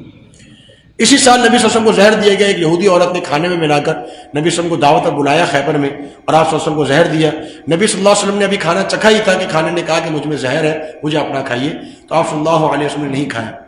تو وہ عورت جو ہے اس کو جب بلایا گیا، اس نے کہا کہ میں نے زہر اس لیے ملایا تھا کہ اگر تو آپ نبی ہیں تو یہ زہر آپ کو بتا دے گا کہ میں زہر ہوں، اور اگر آپ نبی نہیں ہیں تو آپ زہر کا شکار ہو جائیں گے، تو چونکہ آپ نبی تھے اس لیے آپ بچ گئے۔ تو یہ اس یہودی عورت کی جو ہے وہ تعویل تھی۔ نبی صلی اللہ علیہ وسلم نے اس کو معاف کر دیا، لیکن ایک صحابی نے وہ کھانا کھا لیا تھا اور وہ صحابی فوت ہو گئے تھے، اس لیے آپ صلی اللہ علیہ وسلم نے قصاص میں اس عورت کو بھی قتل کروا دیا۔ ہجرت کے 8ویں سال غزوہ موتا پیش آیا۔ یہ غزوہ ہے، یہ پہلا غزوہ ہے جو کہ عرب سے باہر نکل کر صحابہ نے لڑا تھا۔ یہ غزوہ موتا رومیوں کے خلاف لڑا گیا۔ 1 لاکھ رومی تھے، ان کے خلاف 3000 صحابہ تھے، 1 لاکھ کے مقابلے میں 3000۔ اور اس موقع پر نبی صلی اللہ علیہ وسلم مسجد نبوی میں بیٹھے ہوئے تھے، اور آپ صلی اللہ علیہ وسلم صحابہ کو غزوہ کی خبریں بتا رہے تھے کہ دیکھو عبداللہ بن رواحہ شہید ہو گیا، دیکھو جعفر بن ابی طالب شہید ہو گیا، دیکھو ابھی زید بن حارثہ بھی شہید ہو گیا۔ اور آپ صلی اللہ علیہ وسلم کی آنکھوں سے آنسو رواں تھے۔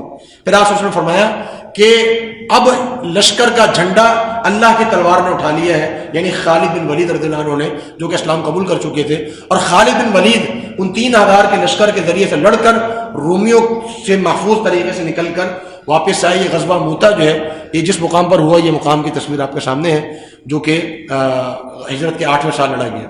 فتح مکہ ہوا۔ نبی صلی اللہ علیہ وسلم نے جو کہ معاہدہ کیا تھا مشرکین مکہ سے، وہ معاہدہ انہوں نے توڑ دیا، تو نبی صلی اللہ علیہ وسلم نے ان کو خلاف جنگ کا اعلان کر دیا، اور مکہ کی طرف آپ صلی اللہ علیہ وسلم روانہ ہوئے، اور رمضان میں یہ مکہ جو ہے وہ فتح کیا گیا۔ آپ صلی اللہ علیہ وسلم نے جب مکہ فتح کیا، آپ صلی اللہ علیہ وسلم فرمایا کہ کسی کو کچھ نہیں کہا جائے، جو بیت اللہ میں موجود ہو اس کو کچھ نہ کہا جائے، جو ابو سفیان کے گھر میں موجود ہو اس کو کچھ نہ کہا جائے، جو اپنے گھر میں موجود ہو اس کو بھی کچھ نہ کہا جائے۔ پھر مشرکین مکہ کو جمع کیا اور کہا کہ مجھے بتاؤ کہ آج تمہیں مجھ سے کس رویے کی امید ہے؟ تو مشرکین مکہ نے کہا کہ ہمیں آپ سے اسی رویے کی امید ہے جو ایک اچھے باپ کے اچھے بیٹے سے امید کی جا سکتی ہے۔ تو نبی صلی اللہ علیہ وسلم فرمایا کہ آج میں تم سے وہی بات کہوں گا جو یوسف علیہ السلام نے اپنے بھائیوں سے کہی تھی کہ لا تثریب علیکم اليوم، آج تمہیں کچھ نہیں کہا جائے، تم سب کے لیے عام معافی۔ آپ دیکھیں کہ اس موقع پر سیدنا بلال کو نظر نہیں آ رہا ہوگا کہ فلاں فلاں فلاں شخص نے مجھے مارا پیٹا تھا، سیدنا جو خباب بن عرد کو نظر نہیں آ رہا ہوگا کہ اس شخص نے مجھے انگاروں پہ لٹایا تھا، نبی صلی اللہ علیہ وسلم کو وہ اپنے پڑوسی نظر نہیں آ رہا ہوگا جنہوں نے نبی صلی اللہ علیہ وسلم کو تکلیفیں پہنچائی تھی، سب کچھ نظر آ رہا تھا، لیکن بڑا دل اور بڑا جگر چاہیے، اتنا بڑا حوصلہ چاہیے یہ فیصلہ کرنے کے لیے۔ نبی صلی اللہ علیہ وسلم نے فرمایا لا تثریب علیکم اليوم، ہم تو اپنے چھوٹے چھوٹے دشمنوں کو معاف کرنے کے لیے تیار نہیں۔ نبی صلی اللہ علیہ وسلم نے اپنے سب سے بڑے دشمن کو معاف کر دیا، نتیجہ یہ نکلا کہ پورا مکہ جو ہے وہ مسلمان ہوا۔ پھر غزوہ حنین ہوا جو کہ 8 ہجری میں ہوا، طائف کے لوگوں سے یہ غزوہ لڑا گیا اور نبی صلی اللہ علیہ وسلم کو اس میں فتح حاصل ہوئی۔ ہجرت کے 9ویں سال غزوہ تبوک پیش آیا۔ یہ غزوہ نبی صلی اللہ علیہ وسلم نے خود لڑا تھا رومیوں کے خلاف۔ آپ صلی اللہ علیہ وسلم تبوک تشریف لے گئے تھے۔ تبوک جو ہے یہ 900 کلومیٹر کا فاصلہ ہے تبوک اور مدینہ کے درمیان، اور آپ صلی اللہ علیہ وسلم بڑی پریشانی کے عالم میں مدینہ سے نکلے تھے. اتنے بڑے سفر کے لیے جو زیادہ راہ چاہیے وہ موجود نہیں تھا, اس کے لیے جو سرمایہ چاہیے وہ موجود نہیں تھا. بہرحال صحابہ نے بڑا سرمایہ دیا. ابوبکر صدیق اپنے گھر کا پورا مال لے آئے, عمر فاروق اپنے گھر کا آدھا مال لے آئے, اور سیدنا عثمان بن عفان انہوں نے 1000 دینار دیے جو نبی صلی اللہ علیہ وسلم اپنے ہاتھوں میں اچھال رہے تھے, اور کہہ رہے تھے کہ عثمان آج کے بعد تم کچھ بھی عمل کر لو, تمہارا اللہ تعالیٰ تم سے راضی ہے.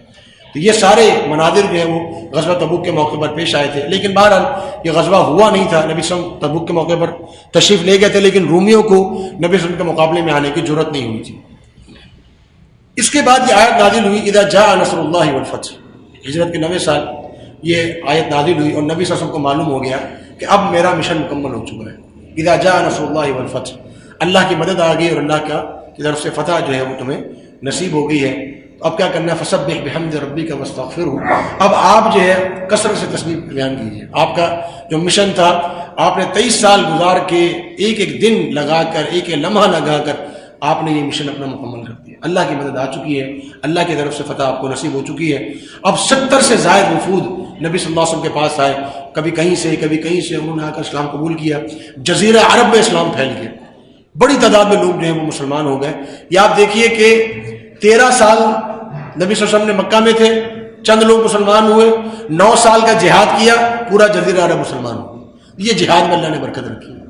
یہ ہمارا جو کہا جاتا ہے نا کہ اسلام تلوار کے دور سے نہیں پھیلا, بلکہ اسلام جو ہے وہ دعوت سے پھیلا ہے. نہیں, اسلام دعوت سے بھی پھیلا ہے, اسلام جہاد سے بھی پھیلا ہے. اور جہاد جب تک رہے گا مسلمانوں کی عزت رہے گی. اور جب مسلمان آج جو ذلیل و رسوا ہیں, اس کی بنیادی وجہ جو ہے وہ جہاد کو ترک کر دینا ہے. تو بہرحال اللہ رب العالمین کی طرف سے مدد آئی. 9 سال کے اندر کایا پلٹ گئی, پورا جزیرہ عرب مسلمان ہو گیا. مسجد زرار کا ایک واقعہ, وہ منافقین جو کہ ایک قوت موجود تھی مدینہ کے اندر, انہوں نے آخری کوشش کی کہ کسی طرح ہم اپنا جو ہے وہ خط برقرار رکھیں. انہوں نے ایک مسجد تعمیر کی جہاں بیٹھ کر وہ مسلمانوں کے خلاف سازشیں کیا کرتے تھے. اللہ کا رسول صلی اللہ علیہ وسلم کو حکم دیا گیا اس مسجد کو گرا دیجیے. تو اگر مسجد بھی مسلمانوں کے خلاف استعمال ہو تو وہ مسجد بھی گرا دی جائے. مسجد بھی اگر مسلمانوں کے خلاف استعمال ہو تو مسجد بھی اس کے تقدس کا احترام نہیں کیا جائے گا. ہجرت کے 10ویں سال نبی صلی اللہ علیہ وسلم نے اپنی زندگی کا پہلا اور آخری حج, اس سے پہلے ایک حج فرمایا تھا جو کہ ہجرت سے پہلے تھا. ہجرت کے بعد جو آپ صلی اللہ علیہ وسلم کا پہلا اور آخری حج تھا حجۃ الوداع کے موقع پر. اور آپ صلی اللہ علیہ وسلم نے 1 لاکھ صحابہ کو اپنی آنکھوں سے دیکھا. 1,24,000 صحابہ سامنے موجود تھے, اور نبی صلی اللہ علیہ وسلم سے فرمایا کہ بتاؤ کہ کیا میں نے تم تک اپنی تعلیمات پہنچا دی ہیں؟ انہوں نے کہا کہ جی ہاں پہنچا دی. تو نبی صلی اللہ علیہ وسلم نے آسمان کی طرف اشارہ کیا, اللہم اشہد اللہم اشہد اللہم اشہد, یا اللہ تو گواہ ہو جا, یا اللہ تو گواہ ہو جا, یا اللہ تو گواہ ہو جا, میں نے تیرا دین پہنچا دیا. یہ 1,24,000 افراد جو یہاں موجود ہیں یہ تیرے لیے گواہ بن جائیں گے قیامت والے دن, اللہ تو گواہ ہو جا. تو یہ ایک آخری جو واقعہ تھا آپ صلی اللہ علیہ وسلم کی زندگی کا اہم ترین واقعہ. اس کے بعد جو ہے آپ صلی اللہ علیہ وسلم کی وفات کا مرحلہ آیا.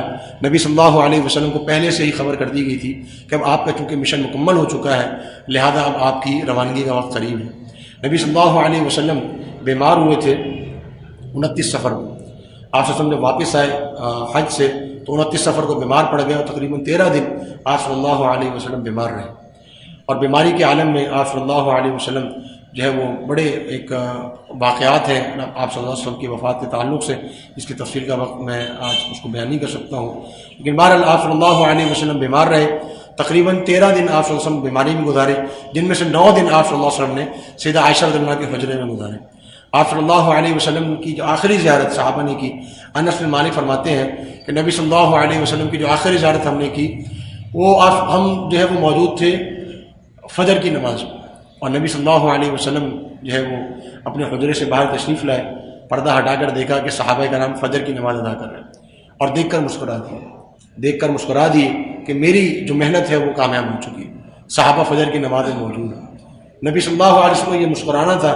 صحابہ کہتے ہیں کہ ہمیں اتنی خوشی ہوئی کہ ہم سے اپنی نماز برقرار رکھنا مشکل ہو گیا, لیکن نبی صلی اللہ علیہ وسلم نے ہمیں اشارہ کیا تم اپنی جگہوں پر کھڑے رہو اور نماز ادا کرو.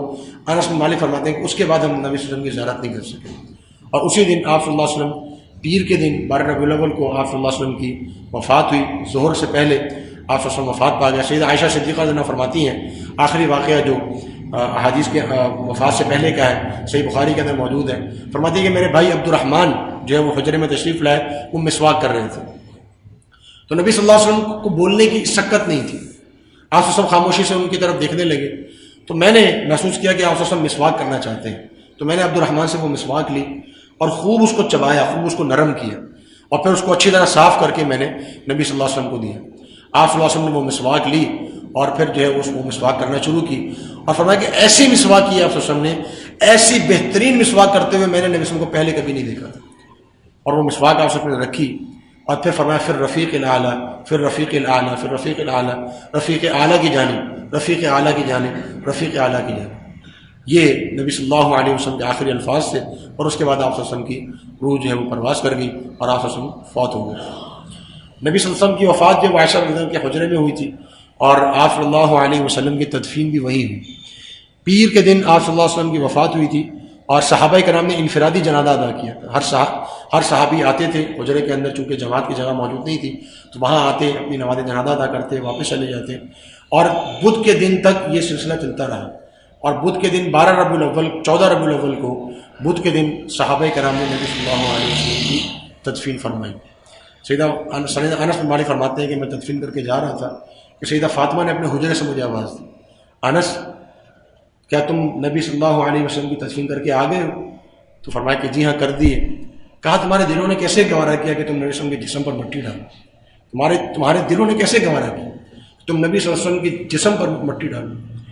تو انس بن مالک فرماتے ہیں کہ جب ہم نبی صلی اللہ علیہ وسلم کے جسم پر مٹی ڈال رہے تو ہم اپنے دلوں کا انکار کر رہے تھے کہ یہ نبی صلی اللہ علیہ وسلم جن کی ہم تدفین کر رہے ہیں.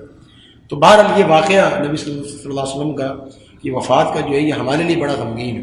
نبی صلی اللہ علیہ وسلم فرمایا کرتے تھے کہ جب کسی شخص پر غم آئے, تکلیف آئے, تو وہ میری موت کو یاد کر لیا کرے.